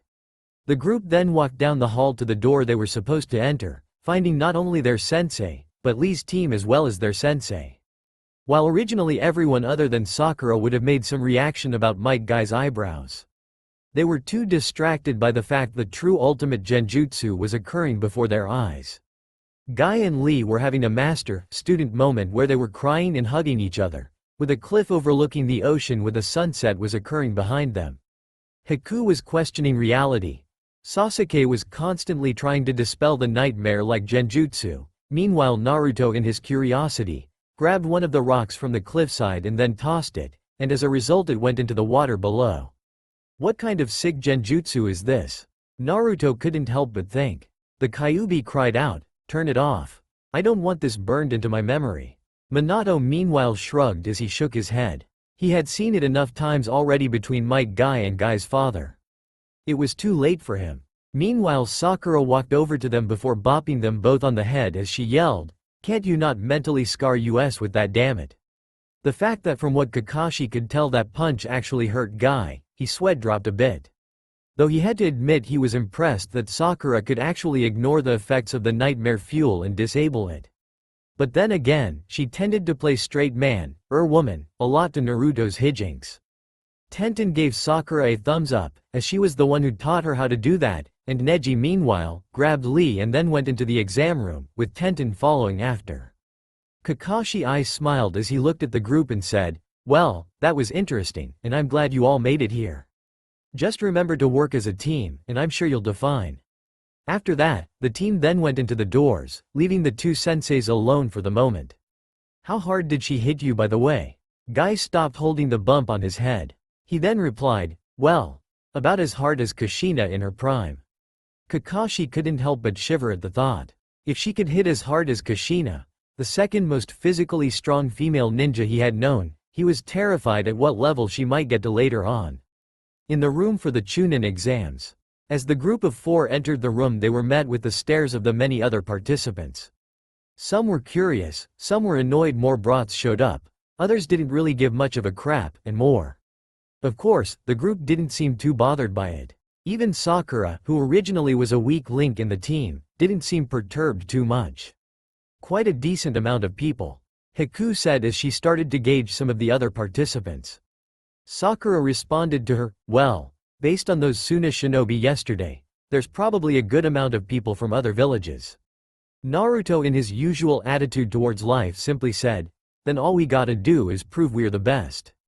Sasuke was about to do his usual HNN, but was then interrupted by what was to him a very unwelcome hug. Hey Sasuke-kun, did you miss me? The blonde who hugged him from behind said with a bit of flirting in her tone. Sakura yelled at her, hands off Ino pig. Ino then looked towards the pinkhead and said, but I don't want to forehead, I like this. While she was distracted, Sasuke got himself out of her hug, much to said blonde's disappointment when he did so. At this point though her two teammates walked over, one of which spoke, Ino, stop being troublesome. The one who spoke was Shikamaru Nara, a boy with short black hair with a single top knot in the back, who wore a short gray vest over a t-shirt and netting with a similar pair of shorts. He, like much of his clan, was known to be a genius, but also like his clan, he was quite lazy. Ino then retorted, and how about you stop being lazy? Shikamaru simply replied, too troublesome to do so. Meanwhile Ino's other teammate went over to Naruto and asked, hi Naruto, been well? This person was Choji Akamichi. He was a big-boned boy with a hat of sorts on his head so that his light brown hair went up through the two openings. He tended to wear a green coat over his shirt that had the character for meat on it. While he had what some would call a black hole for a stomach, he was also quite a kind kid, as long as you didn't call him fat. Naruto let a smile come to his face as he greeted, as always, Choji. Also hi Shikamaru. To which Shikamaru simply replied with a nod. He was too lazy to come up with an actual response. He was on decent terms with these two out of his classmates from the academy. The two boys were some of the very few kids Naruto hung out with when he was younger. They had good times indeed, one could say. Lots of getting into trouble, and sometimes one or both of them ended up being pulled into Naruto's pranks. Shikamaru then noticed their team of 4 before he said, you know, I heard you guys got an extra member, but I never got the chance to meet them. But then again, that would be troublesome. Naruto simply shrugged as he told Haku, okay, basically the lazy guy is Shikamaru. He's smart, but also too lazy to use it more often than not. That one is Choji. He's a nice guy and can pack a decent punch, just don't call him the F word. And lastly the blonde there is Ino, another Sasuke fangirl who is also the rumor mill. Ino couldn't help to retort, I'm not the rumor mill. Shikamaru couldn't help but sarcastically add, sure you aren't. With a short glare from Ino, Shikamaru simply sighed, what a drag. At this point the other team from their year came over to join them, which started with one of them saying, hey. Looks like the gang's all here. This boy was Kiba Inuzuka, a member of a clan that worked closely with their ninja dogs, aka Ninken. He had short brown hair and black eyes, with 2 triangle marks on his face that were shared amongst the clan. He wore a gray hoodie that had the hood and sleeves ending with a bit of brown fur. And on top of his head was his Ninken partner, Akamaru. The dog was essentially a small puppy at this point in time, with rounded floppy ears. Though supposedly based on all the other Ninken their clan used, he would become as big as a human if not more in due time. He also considered himself an alpha male, though everyone agreed that he wasn't. The second member who joined the group was Hinata Hyuga, in her tan jacket as she always was. Of course, she went over towards Naruto as she greeted him with a, hi Naruto-kun. Naruto replied to her with a, hey Hinata, how have you been? Hinata responded back to him with a, gee good. She had a blush and smile on her face as she was happy the boy, her crush, responded back to her. Of course he remained oblivious to her blushing as he said to Kiba, so, how have you been Kiba? Kiba looked at the blonde boy as he smirked, doing well. How about you? Thinking of quitting yet loser? No way in hell dog breath. Haku looked at the two of them before she asked their third teammate, are they always like this? Said teammate was Shino Aburame, a boy with dark brown spiky hair who always wore sunglasses and a jacket that covered the lower half of his face. He tended to be a quiet individual, but let's just say, don't fuck with the guy who can instant summon a horde of chakra-devouring insects.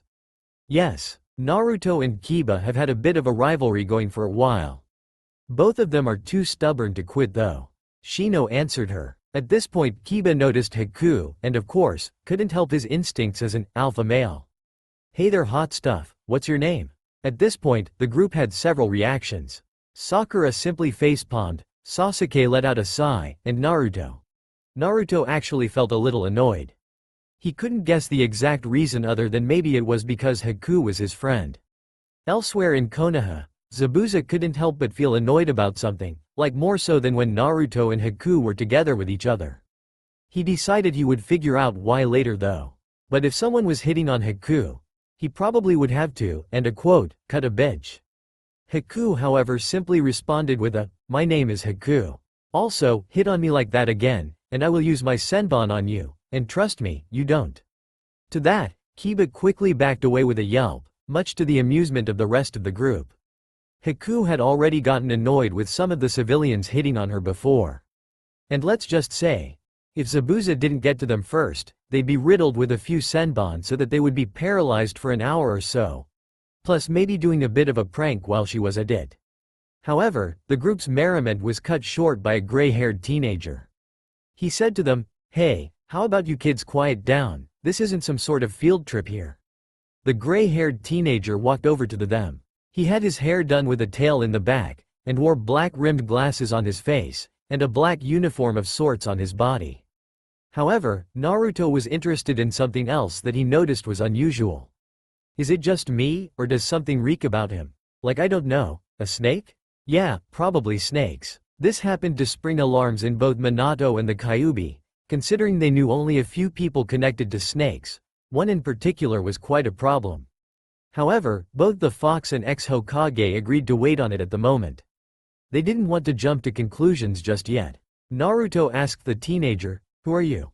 I'm Kabuto Yakushi, I'm here for the Chunin exams just like you all, though this is my 7th attempt. Kiba couldn't help but reply, wow you must suck then. Kabuto shrugged before he said, more like my luck is bad. But as a result, I know a decent amount about the exams. Plus I've also been using the exams as practice for my info-gathering skills. Shikamaru simply nodded as he spoke, yeah, that makes sense. Might as well make what you can from it. What can you tell us though? Kabuto used his hand to push up his glasses before he explained, well for starters, the exams tend to be separated into 3 parts, though what occurs in the parts tends to change every time. The only real constant is that the third and final part is that the remaining participants fight in front of those from other nations as well as their own. Naruto was excited at the idea of fighting in a sort of tournament to show how awesome he was, along with Kiba. Sasuke thought it was interesting, but didn't really show it. Shikamaru simply nodded as he waited for Kabuto to continue. As for my info-gathering skills, I've determined the amount of applicants that have entered from each nation. While the majority is from Konoha, there's a few from Suna, and others from some of the surrounding smaller countries. Earth and Lightning obviously wouldn't show up. And not many people really know what's going on in Mizu right now since they've been closed off.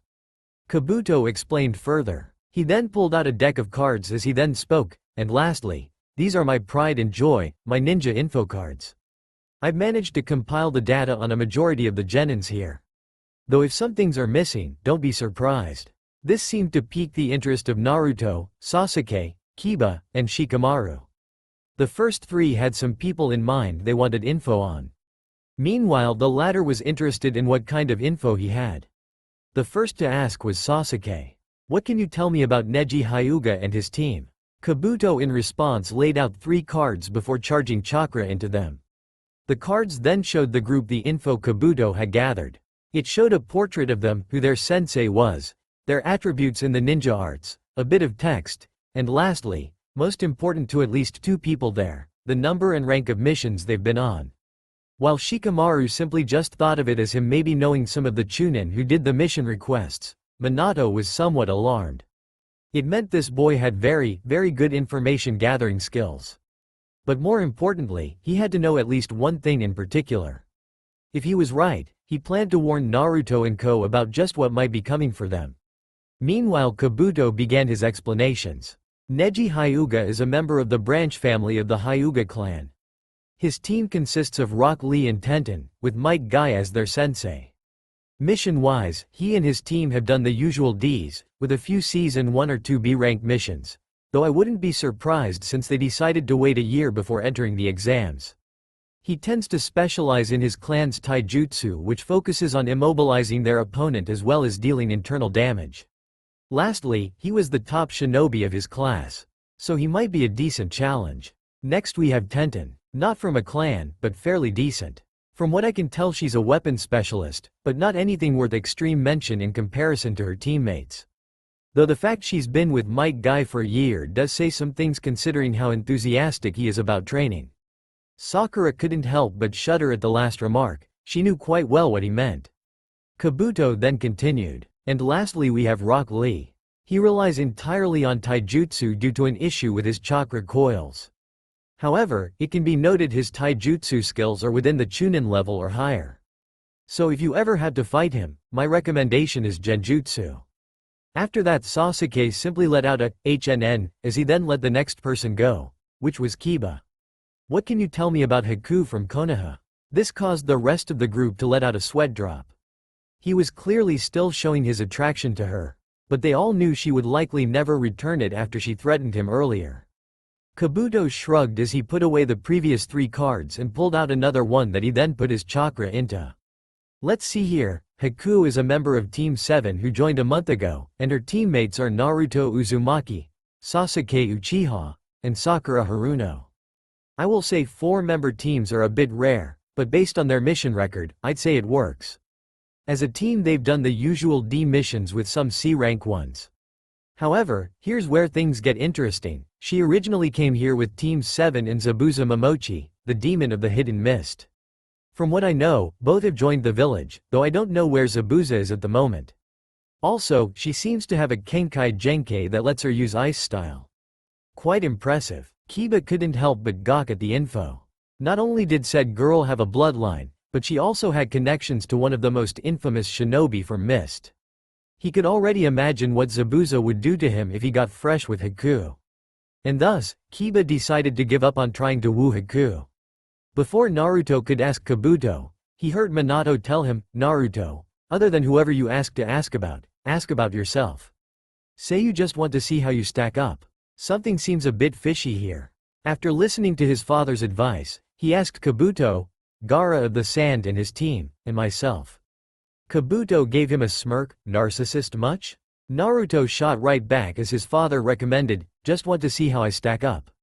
Kabuto gave him a shrug before he replied, "Fair enough." He then pulled out another 4 cards before he went into his explanations. Gaara of the Desert, the son of the current Case Cage. His teammates are Tamari and Kankuro, who happen to be his siblings, and his sensei is Baki. He's got a pretty good mission record of only a few Ds, a lot of Cs, and even a few Bs. While I don't have too much info though, supposedly he's never gotten a single scratch when on mission. Next we have Tamari. From what I know she tends to use wind-style jutsu in tandem to the fan she has on her back. Not much else I can note otherwise. And here we have Kankuro. I unfortunately don't have too much info on him either, other than he carries this one bandaged thing on his back. And the fact he wears face paint. I say it's makeup, Naruto noted as a joke. It managed to cause some of the others to stifle a laugh. And further in Tamari overheard it and also couldn't help but stifle a laugh as well, much to her brother Kankuro's confusion. To each their own I suppose. Now then, finally we have Naruto Uzumaki, the dead last of the latest set of genin from Konoha. His teammates are Sasuke Uchiha and Sakura Haruno. From what's known, his favorite jutsu is the Shadow Clone Jutsu and he hates the normal clone jutsu. That makes sense considering chakra control I guess. And his mission record is the usual Ds, some Cs, 1 B. And one A that originally started as a C rank. Wow, don't know how you survived that one. The rest of the group, excluding his teammates, were all a bit shocked. Naruto had an A-class mission under his belt and survived it? A few of them, mainly Ino and Kiba, for a moment couldn't help but consider revising their opinion on the boy. On the other hand, Naruto was having a bit of a chuckle on the outside, but on the inside. Oh fuck, how does he know about that B rank? The old man said what happened with Mizuki was supposed to be kept under wraps. What the hell? Essentially due to what happened with Mizuki, the third Hokage decided to count it as a B rank mission for Naruto since he did essentially beat up a rogue Chunin. Though of course it was also classified due to the information of the Kyuubi being leaked to Naruto. Plus it gave the boy a bit of money as a sort of pseudo-graduation present. But anyways, Minato calmed the boy as he said, "Calm down Naruto. Good news is there's nothing about your more recent things in here, so it's not like he and whoever he's working with know about your transformation and new abilities. However, if he's working for who I think he's working for, it's best to not trust him, alright? Even if he wasn't working for that snake, I wouldn't trust this guy further than I can toss him. And I have a really good throwing arm." The Kyuubi added on. This managed to calm Naruto down for the moment. However, 4 people managed to notice Naruto's chuckle was fake. Shikamaru was the first one since he also sometimes did so. He was curious as to why the most extroverted person he knew did so, but he decided it would be a drag to try and find out. Haku and Sakura noticed this as well, though they also couldn't put a finger on why he did so. Both of them in their minds decided they would ask him about it later. Meanwhile, Sasuke instantly caught why Naruto was panicking. He knew the team had never been on a B-rank mission, especially since the disaster that was the mission in the Land of Waves. He guessed that whatever it was something people were not supposed to know about. He, like his 2 female teammates, also decided he would ask Naruto about it later. Meanwhile, Kabuto decided to put away his cards and spoke. "In any case, if there's anyone else you guys need a bit of info on, I can show you. However, one of the new, smaller villages, Sound, I haven't gotten much info on their ninja. Though for all we know, they could either be strong, or just small time." As if on cue, hint hint, one of said ninja from Sound decided to make their move. He was wearing a gray jacket lined with fur, and had his head covered in bandages save for his eyes and Sound headband. He rushed towards Kabuto, his footsteps alarming both him and the rookie 9. "Small time? I'll show you small time." The Sound Nin yelled as he made a hook punch as Kabuto. Kabuto managed to dodge in time though as he moved away from the Sound Nin, the punch barely missing his face. However, a moment afterwards Kabuto's glasses then broke, and eyes bulged and he kneeled on the floor, his last meal coming up in the process. "What the, also Naruto said as he then pinched his nose shut, and Kiba did the same. It was at times like these heightened senses only made things worse. "Small time that, glasses," the Sound Nin said as he stood up normally. Naruto finally had enough as he yelled, "What was that for bastard?" The Sound Nin looked at Naruto as he said, 1. It's Dosu, not bastard. 2. Someone had to teach the rat some manners." While Naruto was considering attacking him, he also noticed something else. Much like Kabuto, this guy also smelled of snakes. At this point the Kyuubi couldn't help but say, "Okay, once is coincidence, twice is suspicious, especially if this is a new nation. And me and Minato both know there's one rogue ninja who uses snakes." Naruto couldn't help but mentally ask them, and that would be? However, his question went unanswered as a cloud of smoke appeared at one of the sets of doors, with a voice that yelled, "Alright, that's enough. Any more fighting from here on unless you are required to do so is forbidden." From the smoke appeared a set of Konoha ninja, made up of Chunins and Jonins, led by a man who wore a black coat and a bandana, and had a face riddled with scars. At this point, the Sound Nin sighed as he backed away, but gave the rookie 9 and Kabuto a glare that implied, "It's not over," before he went back towards where his team was. The man continued, "My name is Ibiki Morino. I will be the proctor of the first section of the exam. Please come here to take a number from the lot, and then enter the next room. From there, sit at the seat that matches with said number." Everyone nodded as they followed his instructions, though Naruto couldn't help but have a bad feeling as to what was going to happen next. Though he was at least mildly satisfied that one of the people he was kind of friendly with, Hinata, was sitting next to him. He also couldn't help but notice that he could actually hear her heartbeat, but he just assumed it was because she was as nervous as he was. Ibiki then pulled out a stack of papers as he then explained the test and its rules. It was a paper test. "I'm screwed," Naruto thought. Meanwhile both Minato and Kyuubi sweat dropped as they couldn't help but think back to Kushina, who had a similar reaction back when she had her own run in the Chunin exams. Before long the test was handed out and they were ordered to begin. Of course, Naruto was in panic on the inside with Minato getting him to stop after a little bit. Meanwhile, both Haku and Sasuke as they heard the rules realized they were supposed to cheat without getting caught, and Sakura due to her studies already knew the answers and just simply worked on her sheet. Haku managed to get one of her ice mirrors to appear out of everyone's notice as she used its reflection to get the answers. Sasuke was using his Sharingan to copy off people he thought were doing well, though he felt he really hit home on his first target. As for Naruto, wait, we're supposed to cheat? Kyuubi growled at him, duh. Everyone else is doing it already, have you not noticed? At this point, Naruto used his senses on the area around him and noticed that everyone was using all sorts of forms to cheat. Be it jutsus, well-placed mirrors, and even a floating sand eyeball. Naruto then asked, hey dad, can I? No, I'm not giving you the answers. Just think out of the box. Minato answered him. Naruto inwardly swore before an idea came to his mind. He then carefully pulled one of his hands down to one of his pockets and grabbed a small smoke bomb from it. Well, here goes, yeet. He then tossed it from under his desk, past where Hinata sat, and a few more seats over until it landed under the desk of one of the participants, blowing up into a cloud of smoke. As a result, it clouded the entire front row and some of the row behind them. Okay, who's the wise guy? Ikibi yelled, though on the inside he thought it was a fair play since he couldn't tell which of them threw it.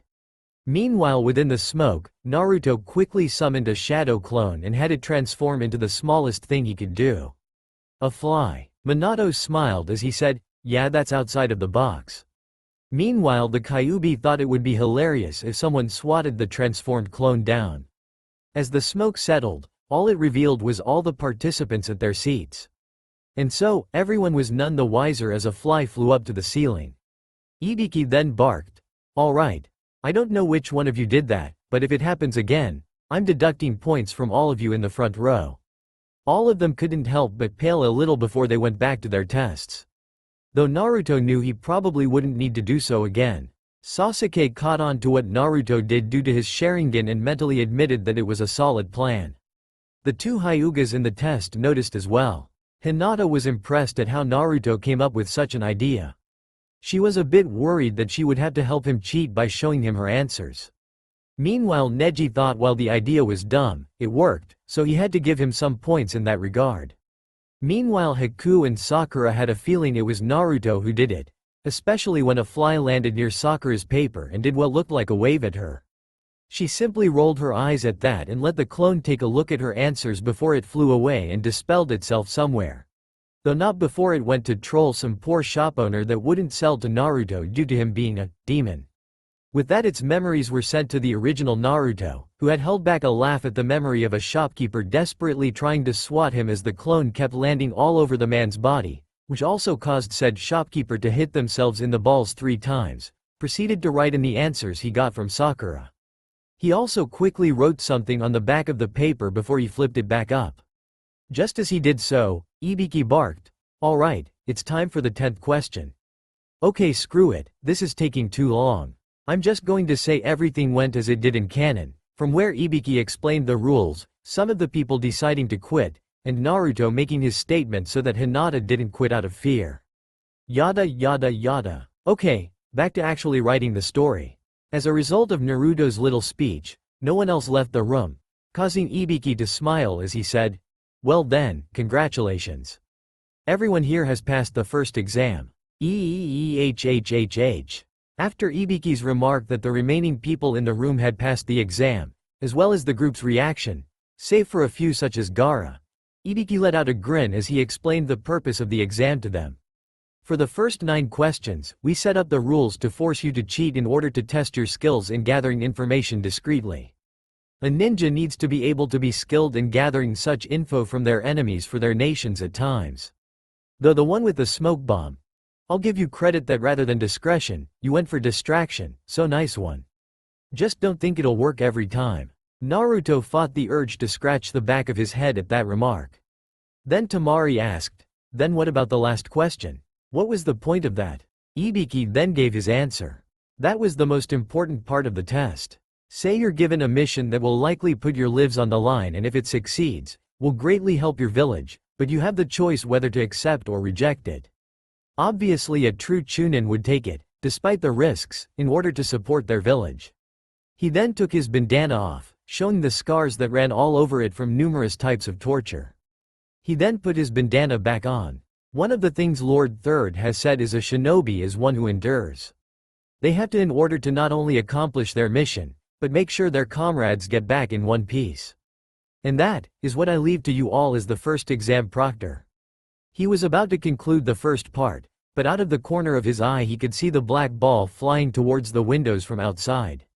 Naruto noticed it as well from the noise it made before he said, "What the fuck He didn't get to finish as the ball broke through the window, and as it made it to the middle of the room, it unfurled into a banner as Kunai stuck the edges of it to the ceiling and floor, and from it, a purple-haired kunoichi wearing a tan jacket, netting, and a short skirt that left very little to the imagination landed in the middle of the room.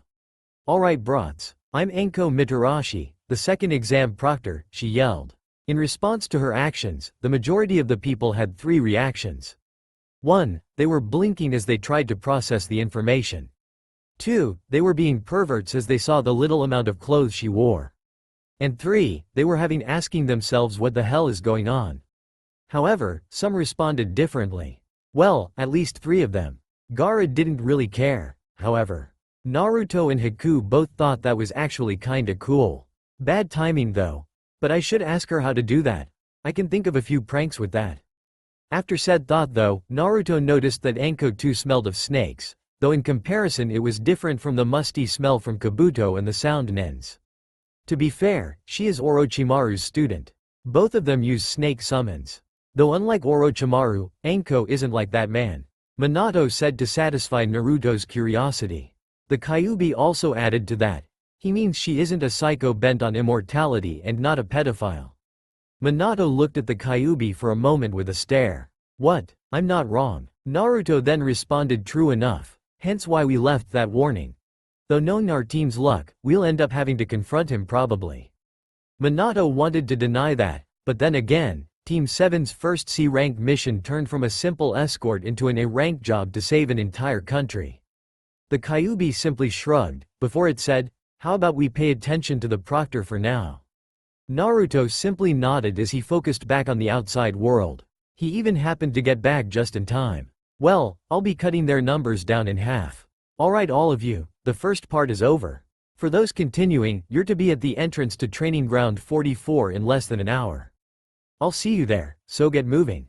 And as the proctor then jumped out the window, the rest of the remaining participants, including the Rookie 9, Team Guy, the Sand Nen, and so on, left the room. Ibiki watched the last of them go as he then went to start collecting the test papers. They would be used in order to help evaluate the participants who managed to get to the third part, though said participants didn't need to know that. However, as he picked up Naruto's paper, he noticed an arrow on the side that implied for him to check the back. As he flipped it over, it read as such. Kabuto and the Sound Nin suspicious. Smells like that snake. Ibiki's eyes went wide as he then ordered one of the nearby Anbu to quickly take the note to Lord Third. As head of the Torture and Interrogation Corps, he had been one of the few notified about Naruto's problem, but he didn't mind. Heck, he found how it happened quite entertaining. So he chose to trust the boy on the smell part. He sighed as what became a fun bit of mentally trolling children for a day, turned into what could become a fiasco. Training Ground 44, Konohagakure, Land of Fire. Meanwhile all the participants who passed the first part of the exam had arrived at the entrance to Training Ground 44. What they saw was a large forest surrounded by metal fencing. It was much different from the surrounding area in that the trees were much taller, and from within, the Genins could hear the sounds of a variety of animals, which included a few roars from tigers. Anko was standing in front of the fence with a smirk on her face as she said, "Welcome to Training Ground 44 everyone, as some of us like to call it, the Forest of Death. Filled with all sorts of beasties that will eat you whole if you give them the chance." With this, many of the Genins, save for some, felt a bit worried. However, the ones least affected were in fact Team 7. They had already been face to face with the infamous nine-tailed fox. When you met with one of the most dangerous beasts to walk the planet, things like this didn't really scare much. Naruto even said, "The Forest of Death? I'm not scared." The Kyuubi commented, "That's because you had to deal with me. And that pink flesh bag that hits hard enough, I swear she probably could go toe-to-toe in a fist fight with my previous Jinchuriki." "Yeah, I can see that." Minato added to the Kyuubi's comment. Anko decided to take this as a challenge, so she in high speed shot a kunai at the boy, though he didn't even budge since he could tell where it was headed. The kunai went by his cheek, leaving a small cut, though he knew that it would heal before long. However, he wasn't ready for what happened next. Anko shined behind him and licked where the cut was, freaking him out a little. The Kyuubi was laughing, and Minato was also a little surprised at what she did. You know, it's the kids like you who think they can do just about anything, that end up getting caught off guard, and spill all that rich, red, lovely, luscious blood. Anko said in his ear. All the genin were a little disturbed. Save for Gaara, who didn't really give a crap, and Kiba, who saw it as teasing and thought Naruto was a lucky bastard. Though of course, he probably would have pissed his pants if he was in Naruto's situation. Then one of the other genins, a woman with a large straw hat, picked up the thrown kunai with her tongue and went to the proctor as she said, "I believe this is yours?" Anko gave her a quick, "Oh yeah, thanks," as she took the kunai and then shined back to the original spot she was in. She then collected herself from her little stunt and went on to explain the next part of the exam. The teams had two objectives. To retrieve a set of Earth and Heaven scrolls, one which would be given to them at the start, from opposing teams. And the second was to reach the tower in the middle of the training grounds. Also, they were not to open the scrolls until they reached the inside of the tower. Just as it seemed all the rules had been explained, she then added some extra rules. Lastly, as we do have a team of 4 here, they will be carrying a man scroll. As a result, they need that scroll as well as a set of Heaven and Earth scrolls. Plus, if they are unable to keep the man scroll, they will need 2 sets of scrolls in order to pass. Lastly, this is for the rest of you. The man scroll can be substituted for either of the Heaven or Earth scrolls. This made Sasuke smirk a bit at the idea of a challenge. Haku shrugged since it was expected the proctor would make it harder for the team with a number advantage. Sakura was worried since now they had a giant target on their backs. As for Naruto, he sweated a few bullets, both from the additional rules, and something else. "Kyuubi, did you smell that?" Yes, I did." The Kyuubi replied. "Dad, is that who I think it is?" Minato said in a serious tone, "More than likely. I'd recommend staying away from them if you can. I'm really starting to think my luck is crap." Naruto mentally grumbled. It was a bit later at the gate. Naruto had his teammates gather around quickly so they could be warned about both Kabuto and the woman who reeked to high hell of snakes. All of them were of a general consensus on 3 things. 1. They had to give the blonde a bit more credit since even before he was a genin he beat up a Chunin. 2. Kabuto was likely the type of guy to lie through his teeth. Heck, Sasuke even let himself look a bit worried for a moment about what info the spy could have before he put back on his normal stoic face.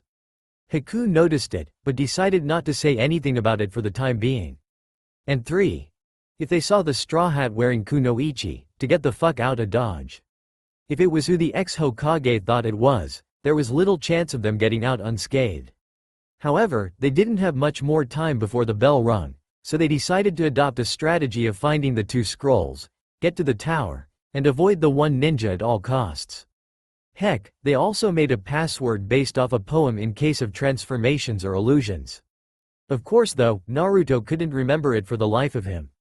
After that, the bell then sounded and the group then made a beeline into the woods.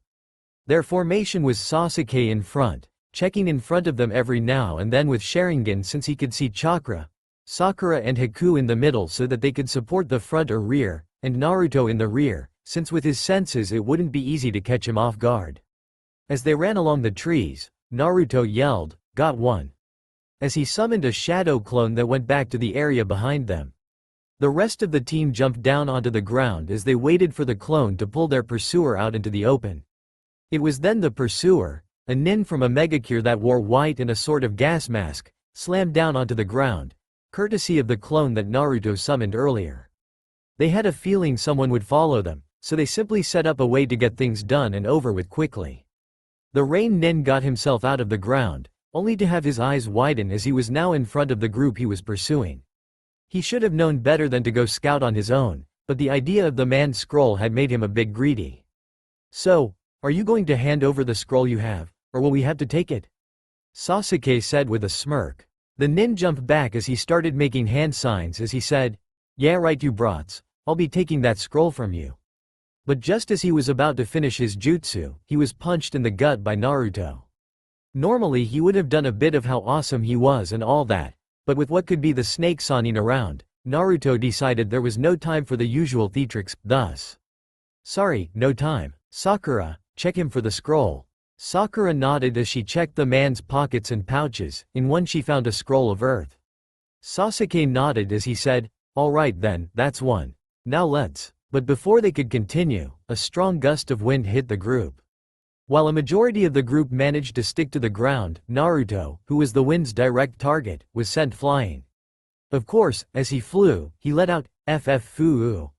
Naruto. Haku yelled as she saw him fly away and out of his vision.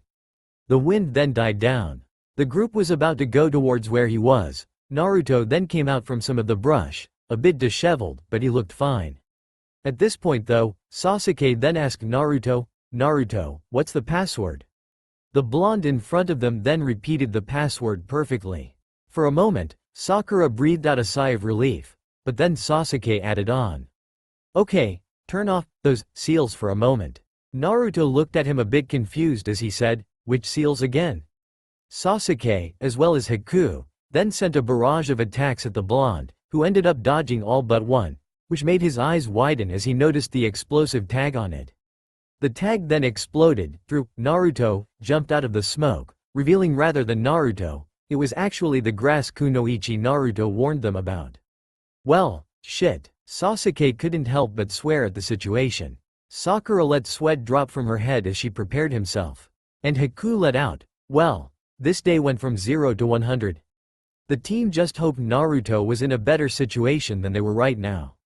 With Naruto, UCCK.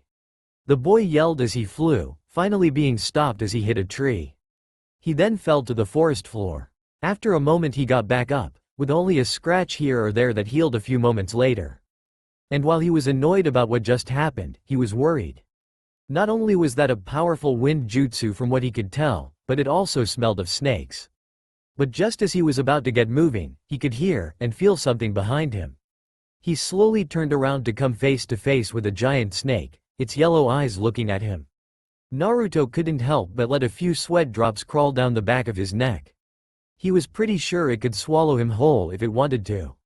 The snake then lunged towards him, mouth open, to which Naruto responded with, "Oh hell no, I am not getting eaten today," he said as he used one of his fox fire jutsus, a fox fire version of the fireball jutsu, straight at the snake's face. As the snake saw the fire about to consume it whole, its last thoughts were, Orochimaru-sama said this was gonna be an easy job. Just eat the kid he sent my way and get a free meal out of it. He's totally weak, yeah right. He didn't say anything about fire that hot. And so the snake screamed its death throes as the fireball burned its face to a crisp. Naruto with heavy breathing proceeded to calm himself down. Meanwhile he could hear the Kyuubi laughing its ass off. Oh my Kami, that was priceless. The way your face looked as you panicked from that snake summon, priceless. Hey, it caught me off guard, okay? Also snake summon? Naruto said to the fox, pretty sure no one else was nearby. Yeah, and you know what that means. The Kyuubi replied, we should get back quickly. That wind jutsu was probably Orochimaru's. Minato spoke in a serious tone. Naruto nodded, but just as he was about to get moving, he heard a girl scream a bit away from him in the other direction. Ugh, damn my hero complex. He mentally yelled at himself before he decided to go towards the scream. He came across a redhead girl with glasses and her two teammates, well dead teammates, and a large, very hungry-looking tiger. He guessed that they must have gotten ambushed by the animal, and as a result her two teammates got killed. And likely she would be next. As the animal approached her, ready to pounce, she closed her eyes in her fear. However, Naruto quickly jumped in and took the tiger out with a dropkick to the back of its head, taking it out. The girl, who realized she wasn't dead yet, opened her eyes to see the tiger, likely dead since blood was dripping out of its mouth, with a blonde youth standing on top of it. You alright? He said with a bit of a rushed tone. I am fine, thanks. She replied. Well good, anyhow I gotta go. Teammates to save and all that bye, he replied as he jumped up to one of the nearby trees. The redhead then yelled in annoyance, hey, don't leave me here. At least tell me your name, jackass. Naruto decided to humor her as he turned his eyes towards her, and said, Naruto Uzumaki. Future Hokage. Anyhow bye. He then started to shunshin across the trees, vanishing from the redhead's sight. Meanwhile, the redhead couldn't help but say, wait, he's also an Uzumaki? That lying motherfucker. Also, why did his chakra feel weird? Bah, doesn't matter right now. That prick Orochimaru told me I didn't have any living relatives, and look who popped up. She huffed in annoyance before she looked at her dead teammates, before she sighed, well, my teammates are dead, my boss lied about not having any living relatives, and now I'm stuck in a forest filled with a bunch of monsters. Kami damn it. That's all for now. If you enjoy then please like, share and do comments.